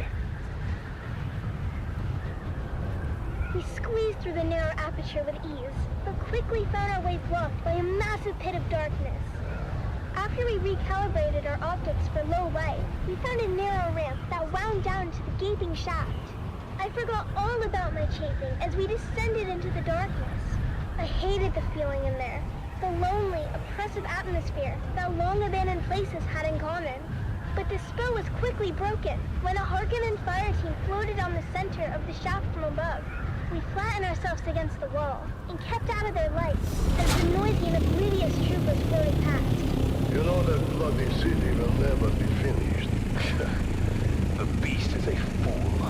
There is going to come here. See what all his Solaris went. You don't want to be around when that happens. And why is it you don't want that? You haven't met the Baron yet, have you, boy? Damn it, Finn. This isn't a testing station. It's a Harkonnen base. Can it be both? I told you the night was young. So, what do we do now? This place is huge, and we came this far. I say we go on high alert and check it out. We couldn't risk getting caught, so we stuck to the shadows and moved as quietly as we could. Mom was right. This place was huge, with tunnels going off in every direction. We saw rooms full of weird machinery and old tech, stuff I'd never seen before. But oddly, no bugs or insects of any kind. There were never any bugs, Sally. I think the symbol on the map indicates Harkonnens, not bugs. Well, their helmets are kind of bug-shaped when you look at them. That's when we heard footsteps and ducked into a side room just in time. Peeking out, we saw a group of Harkonnen troopers march past. We didn't know how many there were in total, but any kind of combat would have brought the whole base down on us. My heart was pounding so hard, I was sure they'd hear it. After they were gone, the spirit of adventure had left us, and we resolved to get out of there as fast as we could. Koda and I really wanted to kill us a Harkonnen, but Mom told us it wasn't our time yet. We'd get our chance one day. But boy was she wrong, as we came face to face with the Harkonnen captain at the top of the ramp. Our daggers were already in hand, as I went high and Koda went low. Eyes and thighs, we called it, as we practiced the move so many times. And that's how we killed our first Harkonnen. Koda took an ear for his collection and offered to help me start my own. But, ew, I told Koda no way. Once we made it back to Clovis, Dad sealed the hatch behind us as Mom brought her great engine to life. Do you need anything? After we got back to Arakeen, Dad met his friend, Master Chim, and No, shared but our I am findings. gonna come take some While we didn't water score any to refill decent my salvage on the trip, Dad did receive a reward from the Atreides for water providing thing them that I with have. Litter, actual John. intelligence on the Harkonnen base. Yeah, that thing. Apparently the I am low location on of water, that but I have particular enough for you to base do had that. troubled them for a while. I've got the Last things we replenishing it heard, as we Gray speak. Halleck was on his way there with a heavy Well, I don't need assault too team. much. I just need to With top that it off. said, Yeah, Atreides top it base off. are back at O'Gary's Imports. That's right, Sally. Discounts across the board. Yeah, you saw the fucking filters I just made. I'm prepared for this. The Grand Souk and Arakeen. Because at O'Gary's Imports, if you want it, we have it. And if we don't have it, what do you need to make filters? Fiber and something else. It's not that much. But upgraded filters cost like aluminum and silicone blocks, so I don't make those. Like I can gather fiber. I have a ton of silicone. Oh, it's fiber and like steel. Fiber and steel. Oh, I have no steel. Damn. Okay, where are we off to? Testing station 60. No, that's you leading the way because I don't know where the fuck that is.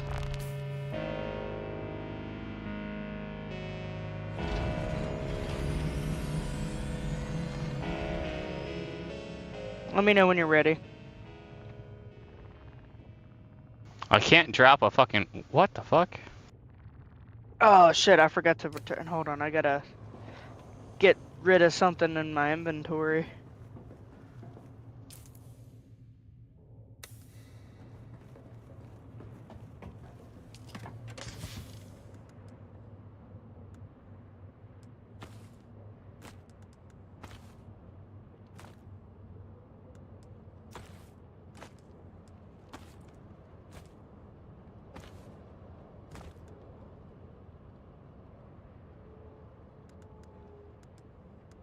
Ready when you are. Alright, going back up to my Orno.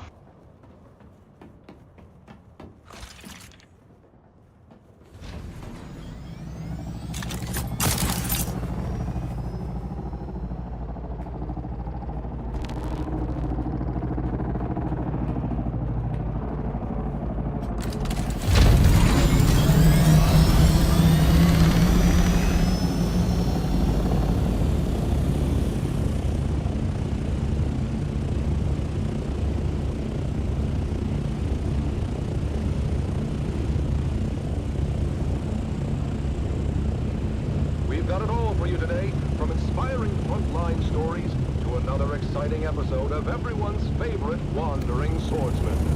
But first, let's kick things off with some sonorous sounds for your listening pleasure. You're listening to Vox Atreides, the voice of the Dune.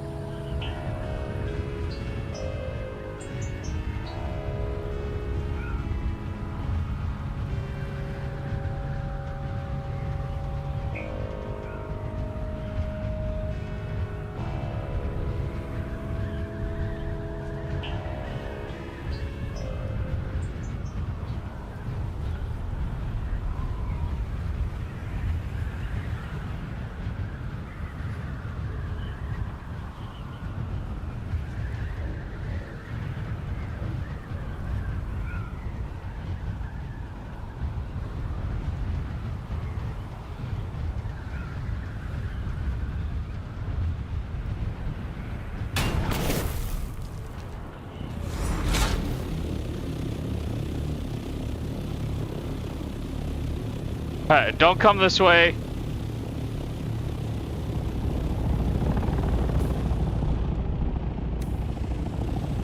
Is this not the hole? Well, that's the transition to the overworld. Where's the hole? Yeah, that's the hole that I'm looking for. But I ran into the wall. So it's funny. Watch my screen real quick. This is what happens when you want to go to... I know what happens. I ran into it once or twice. Okay, so it's not just me. Yeah, only difference is when I ran into it on foot. Not in my thopter. Why'd you get that far on foot? Cause I was trying to lay down some probage. Probe the area. Did we do this last night? No, I've never been here. Wow. I should have brought my probe, but I want to keep my inventory as clean as I can. I don't know what I'm gonna get down here.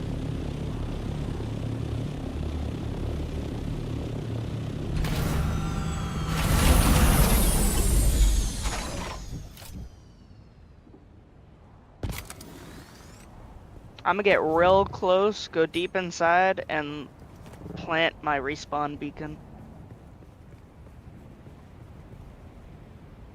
In this troubled age, when darkness stalks the land and corruption threatens to extinguish the last light of hope, a lone warrior roams the cosmos.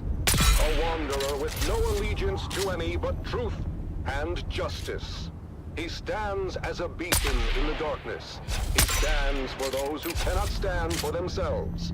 He is the last man standing. He is the swordsman. There's a gunner. Oh. Episode 2732, The Slave Lord of Amaranth. After his showdown on the plains of Jericho with the renegade yeah, but he's shielded. Oh wait, where's the gunner? No, he just died. He just went down. He's coming back up. Of the Trinary cluster.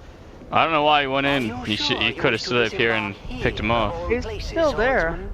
I didn't go in. I'm on top. You're in. I'm on top. No highliner is due to pass this way again for some time. I'm sure, Guildsman. I will find my way. Very well. A Chome resupply freighter leaves within the hour. I have arranged your conveyance. Yeah, that's the one I'm talking about. Surface. Yeah, I can't do nothing about him because I'm on top.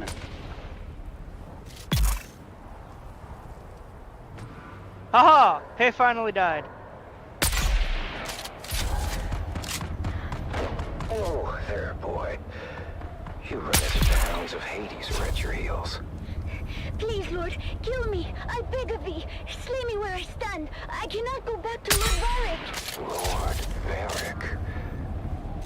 This is not a name known to me. What house governs this world, boy? For many thousands Did he just... this stewardship of Amaranth Yeah, he just croaked. fell to a house minor I with poison allegiances people to with the my great bullets. house Waku. Waku is no more. Poison goes through shields, bullets do not. Merged in the Third Coalsack War. Their holdings forfeited to the Spacing Guild. As you say, sirrah. The boy speaks the truth, Lord. It's been 6 or so centuries Oh now. shit, another gunner. Ah, we don't need to worry about him. We can get in easy enough. He's slowly being poisoned. This world must be in a ledger somewhere. Well, the highliner comes like clockwork. We get Am I good, overhead assist? To wherever Yeah. highliners go. I'd say you're a damn fine one. They forgot about us. The gunner just died. Should I? Did you actually? Born a slave What the like fuck? his father No, I said the gunner just died. He got poisoned to death. Varrics took control when it became clear we were forgotten. A Mala, claiming lordship over other Mala. We must go, sirrah. Don't mind If me, I'm Lord just Varric's gonna men loot find his you, shit. I Oh, don't know hello. what they'll do. Take me to the slave called Varric. Goodbye. Justice will be served.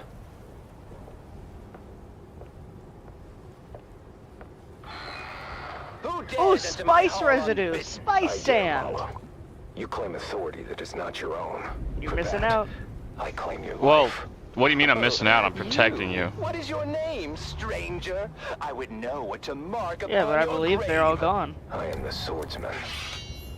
Your So false I reign is over, Varric. reiterate my statement. You're missing out. Gotta come down here and get these spice-filled crates.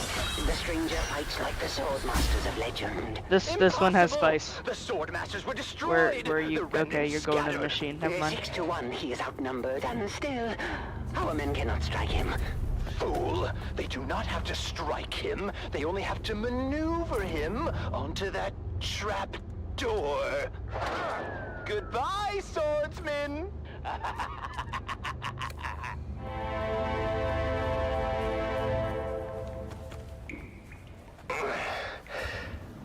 Save your breath, stranger. You took a brutal beating on the way down. Most do not survive the fall, as the bones in this dungeon. Ooh, hello, Solari. Dungeon. I'm going in. Audience chamber. I am Rodrigo. You're going in? Like you're going in it? He is no lord. Like I'm going in. Like I don't like down the hole. I'm not sure that's a distinction many here would appreciate. What else is a lord if not a title claimed by force? I'm in the hole. Where are you?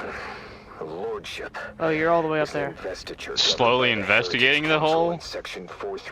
Oh no, I just dove right in. Oh, a gate we have to go through. It looks green.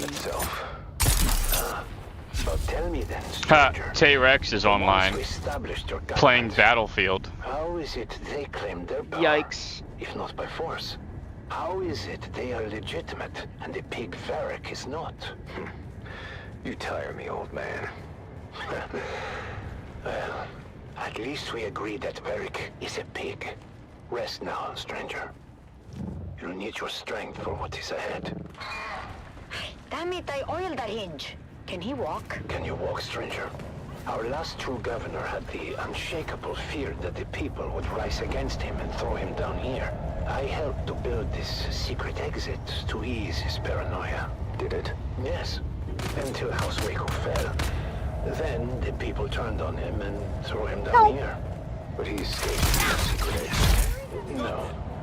He landed badly and died.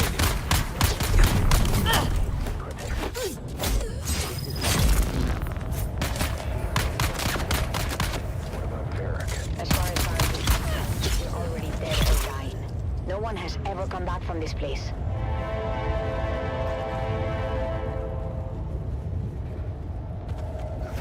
Easy now, swordsman.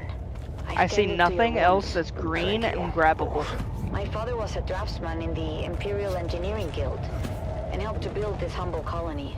Well, I guess we're going this way. Stranger, but we are self-sustaining, and the guild will What the remember us graphical someday. glitch was We were that? doing just fine until Varric's grandfather. Did you not see that glitch across your screen? Trying to stand against him. Why not fight back together? The fear of death, I Nice. We both The killed land him at here the is same harsh. time. Spin to win. Grueling. Without our men, our families would starve. Fear is a powerful Oh, water. chain. You saw my spinning, right? Chain we will break together. Spin to win. Send word to the villagers. It's time to end this.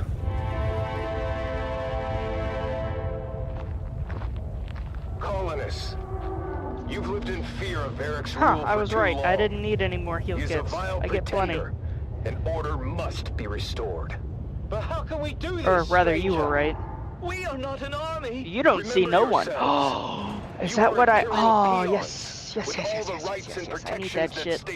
That's the good shit. But who will stand for us? We've been waiting on the Spacing Guild for over 300 years. I will stand for you. And you will stand for yourselves. But how? I will train you. After I have forged a new sword.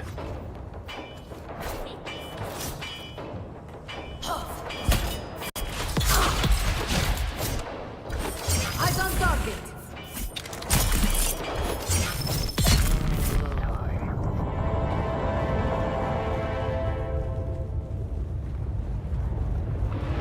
Today we break the chains of bondage. Today, we fight. We've gone over the plan. When next we meet, it will be over the body of the dead slave called Varric. This stuff I need. I need this stuff. So then I told the farmer, if you cannot pay your proper tribute, perhaps your comely young daughter can pay it for you. Oh, yeah. Slave Lord Varric, your false reign ends now. More? You? But how? Guards, get him!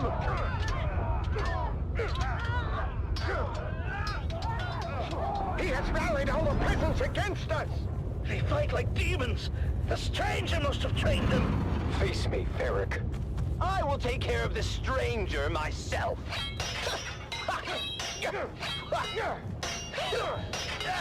We have a visitor. The tyrant has fallen. You have won your freedom. Sounding the alarm. Father! Sound alarm. Your father fought bravely, Gina. His sacrifice was not in vain. Thank you, swordsman.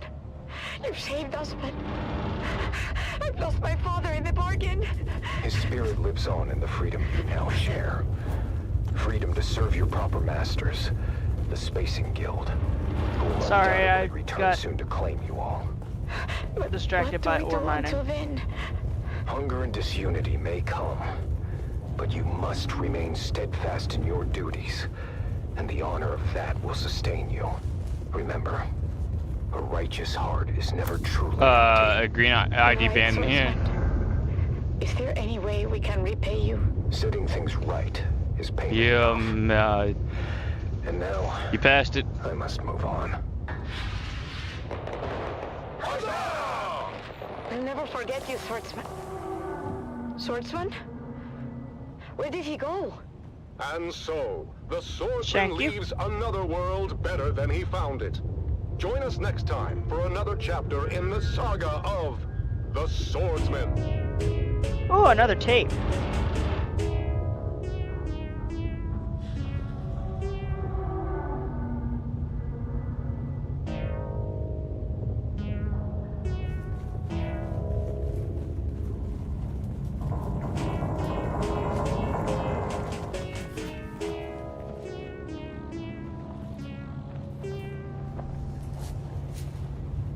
See, it's not those who control the water, it's those who control the spice. Lamar, remember you once told me that you sympathized with the Can't get spice if you don't have water. But that you didn't want to be involved in any fighting. Okay. Good news. That's where the catch comes in. For people with spice refining skills.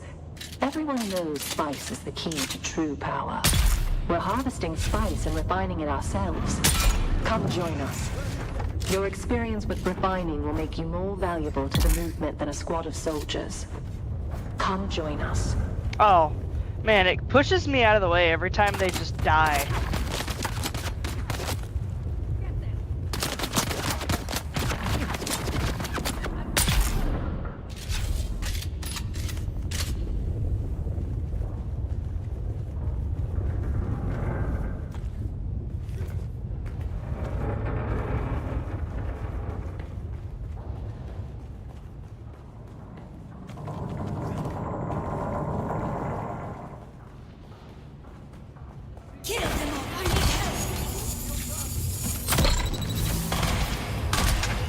Man, these developers are making me angry. There's so much resource in here and we can't use it. I've been able to use it all.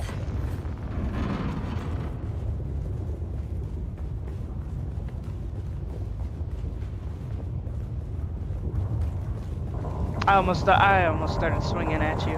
I don't know who you were. I don't know who I am either.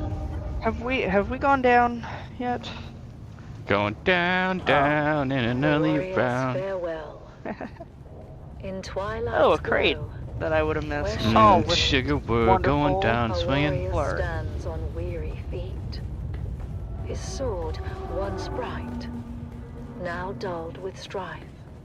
Oh, yep. This is the introduction to the place. Welcome to Imperial Desert Testing Station number 60. This station is dedicated to urinology. Did we go in the wrong way? Wait a minute, I hear you say. There's nothing wrong with entering the backside. Why, it's the study of sand and soil, of course. I'm Dr. Sean Massey, or as my students call me, the Sandman. If there was ever a place to study sand, it's here, on Arrakis. It gets everywhere. Where they're only shields. Their names engraved in stars above. Their deeds, the legacy of love. In silence now, I take my leave.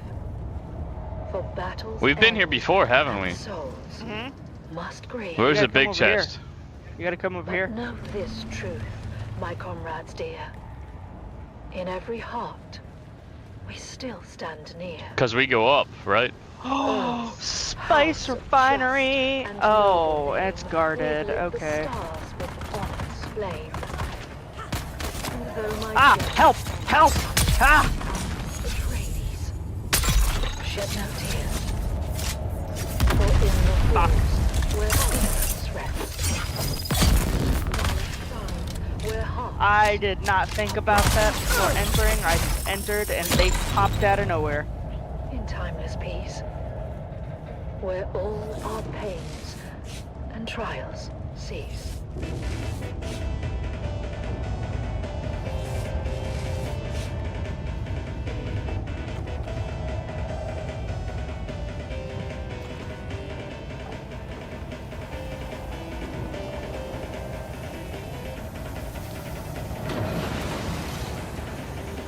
Damn! 107 spice residue, 142 spice.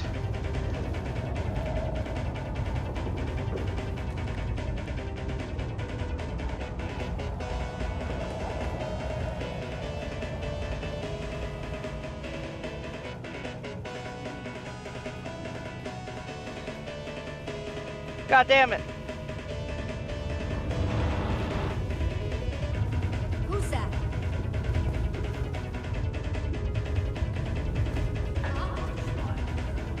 Shields up! I need back help!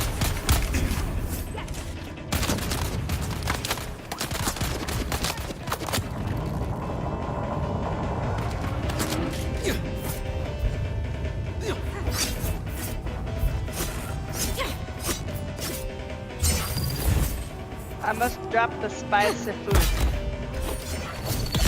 Hush! It'll be over soon.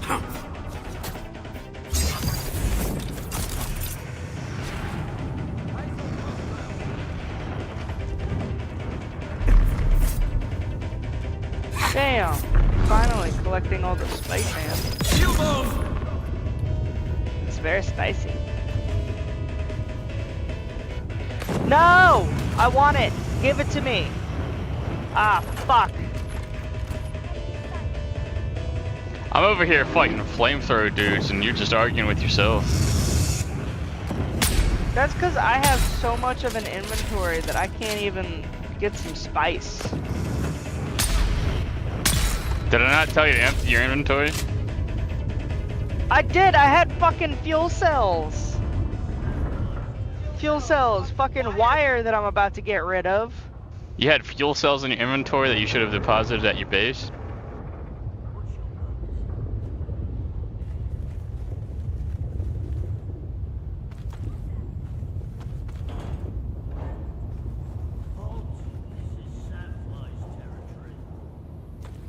State your business, Imperial.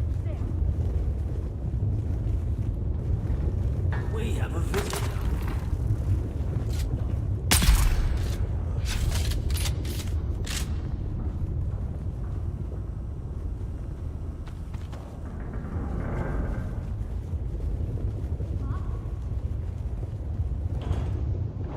When you're at a complete empty inventory, what is your volume? Mine's generally 69.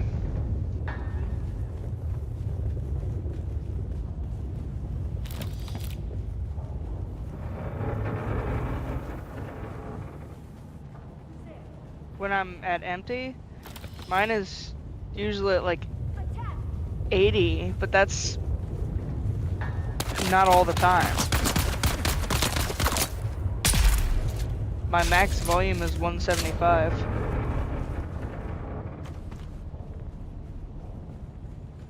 Likewise.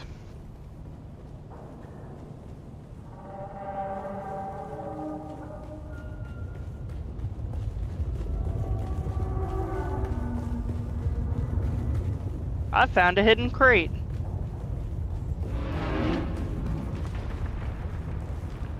It's back here. It's got the goods in it. It's Vox Atreides, the voice of the Duke.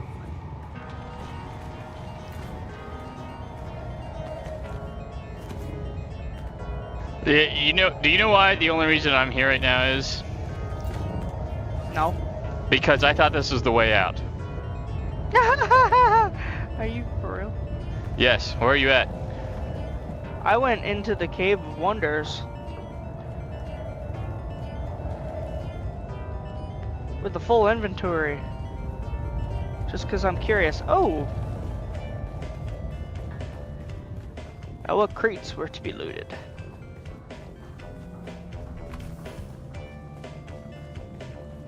Did you not go up yet? Or did you? I'm going up right now. And we're going up, and up.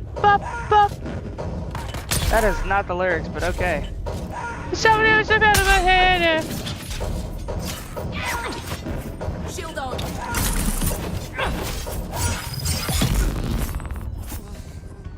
Something golden. Acknowledge. Yes, sir. That's Solari. I can taste the coin in my mouth. Oh, no, that's just your teeth bleeding. Okay, I don't actually taste the coin, but I can taste it. I can taste it. All right, it's tasteable. Well, I'm going up, and I'm up, and all I know is the up, and up, and up. It's our moment. That's the next... uppies. Going up, it's our moment. You know, together we're golden. And up. Glowing.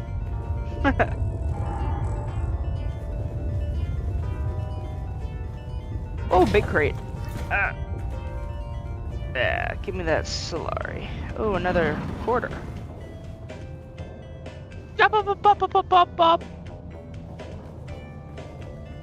So I think we've spent enough time that we can go loot these other two places again.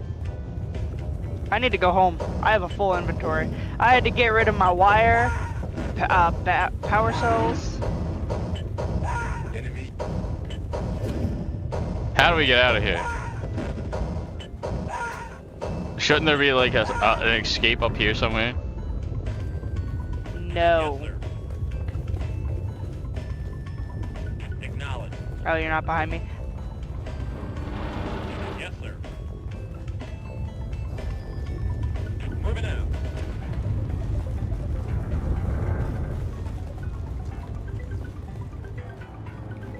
No, the reason I got rid of most of my inventory was because I needed the spice.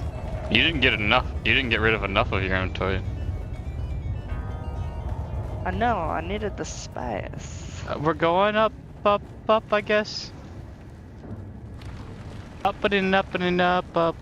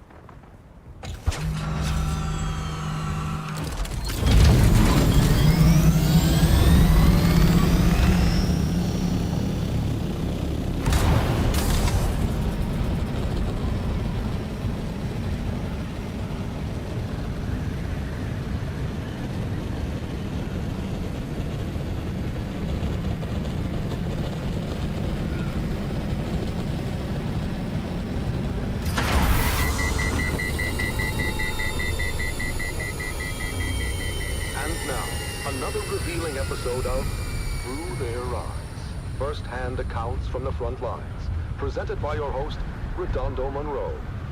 Today we find ourselves at the storied bastion known as Helios Gate. Redondo sits down for an exclusive interview with Captain Marcus Amstrad of the Fighting Fifth. Captain Amstrad, thank you for joining us today. We've heard first-hand accounts from soldiers like Sergeant Creel, who shared the brutal realities of life on the front lines. Can you tell us about the recent campaign in the Haga Basin, and what the strategic gains there mean for House Atreides? It is an honor to be here, Redondo. Our operations in the basin are ongoing, but critical to securing a crucial foothold in the region. This operation underscores the strength and resilience of our forces, and our unwavering commitment to justice and honor. Captain, while securing the Haga Basin is indeed significant, we've also heard about the heavy losses endured by our forces, including the illustrious unit known as Gurney's Own. Can you speak to the toll this so-called War of Assassins is taking on our troops and their families? Look, Redondo, war is never without sacrifice. But it is through these sacrifices that we uphold our values and protect the future of House Atreides. Our troopers understand the importance of their missions, and they complete them with honor and integrity. The morale of our troops remains strong, and their families can take pride in their courage and dedication. In previous episodes, we've heard how brutal some of these missions have been, and about the Pencil emotional dive. toll on our soldiers. Sergeant Eric Thorne, for example, described the chaos and loss during the final days at Three Rock Station. How do you address the concerns of those who feel that the cost of this war is too high? The cost of freedom and justice is never too high. Every mission we complete, every campaign and every sacrifice we make brings us one step closer to a lasting peace and a brighter future for House Atreides. Our troops are well trained and well prepared to face the challenges before them. And they do so with unwavering resolve. Captain, alright, so I'm going to get off here and eat some food after I raid the two bases to get the easy villages, Stone Step and Warren Rock. In this conflict, House Atreides has always held itself to the high standards of the Great Convention. Our tactics are designed to minimize harm to civilians and uphold the principles of that treaty. Any deviations from the standards are swiftly addressed and corrected. Our commitment to honorable warfare is unwavering. There have been reports of war crimes committed by Harkonnen forces, as well as allegations of misconduct by our own troops. How do we respond to these allegations and ensure accountability? The Harkonnens are known for their brutality and disregard for both human life and any type of agreement between the houses. Any allegations of misconduct by our troops are thoroughly investigated. Those found guilty are held accountable. However, it's important to remember that our forces are under immense pressure. Mistakes can happen. We must focus What happened to on the you getting off here? And the ultimate goal of Did you not hear the rest? I said I was going to go farm these two places, then I'm getting off here. Would you like to send to the Oh no, I didn't hear the farm. The subjects of House Atreides who may be struggling with the hardships of this conflict. The families and citizens of House Atreides, I say this. Stand proud. Your loved ones are fighting for a noble cause, and their sacrifices are not in vain. In time, we will emerge from this confrontation stronger and more united than ever. Trust in our leadership, trust in our soldiers, and trust in the principles that have guided us for generations. Together, we will prevail. Thank you, Captain Amstrad, for sharing your perspective with us today. Your words remind us of the strength and resilience of House Atreides. That concludes our interview with Captain Marcus Amstrad. As we continue to navigate the complexities of this conflict, let us honor the bravery and sacrifices of our soldiers and strive to uphold the values that define House Atreides. Join us next time for another episode of Through Their Eyes. You have listened to another episode of Through Their Eyes, first-hand accounts from the front lines, presented by your host, Redondo Monroe.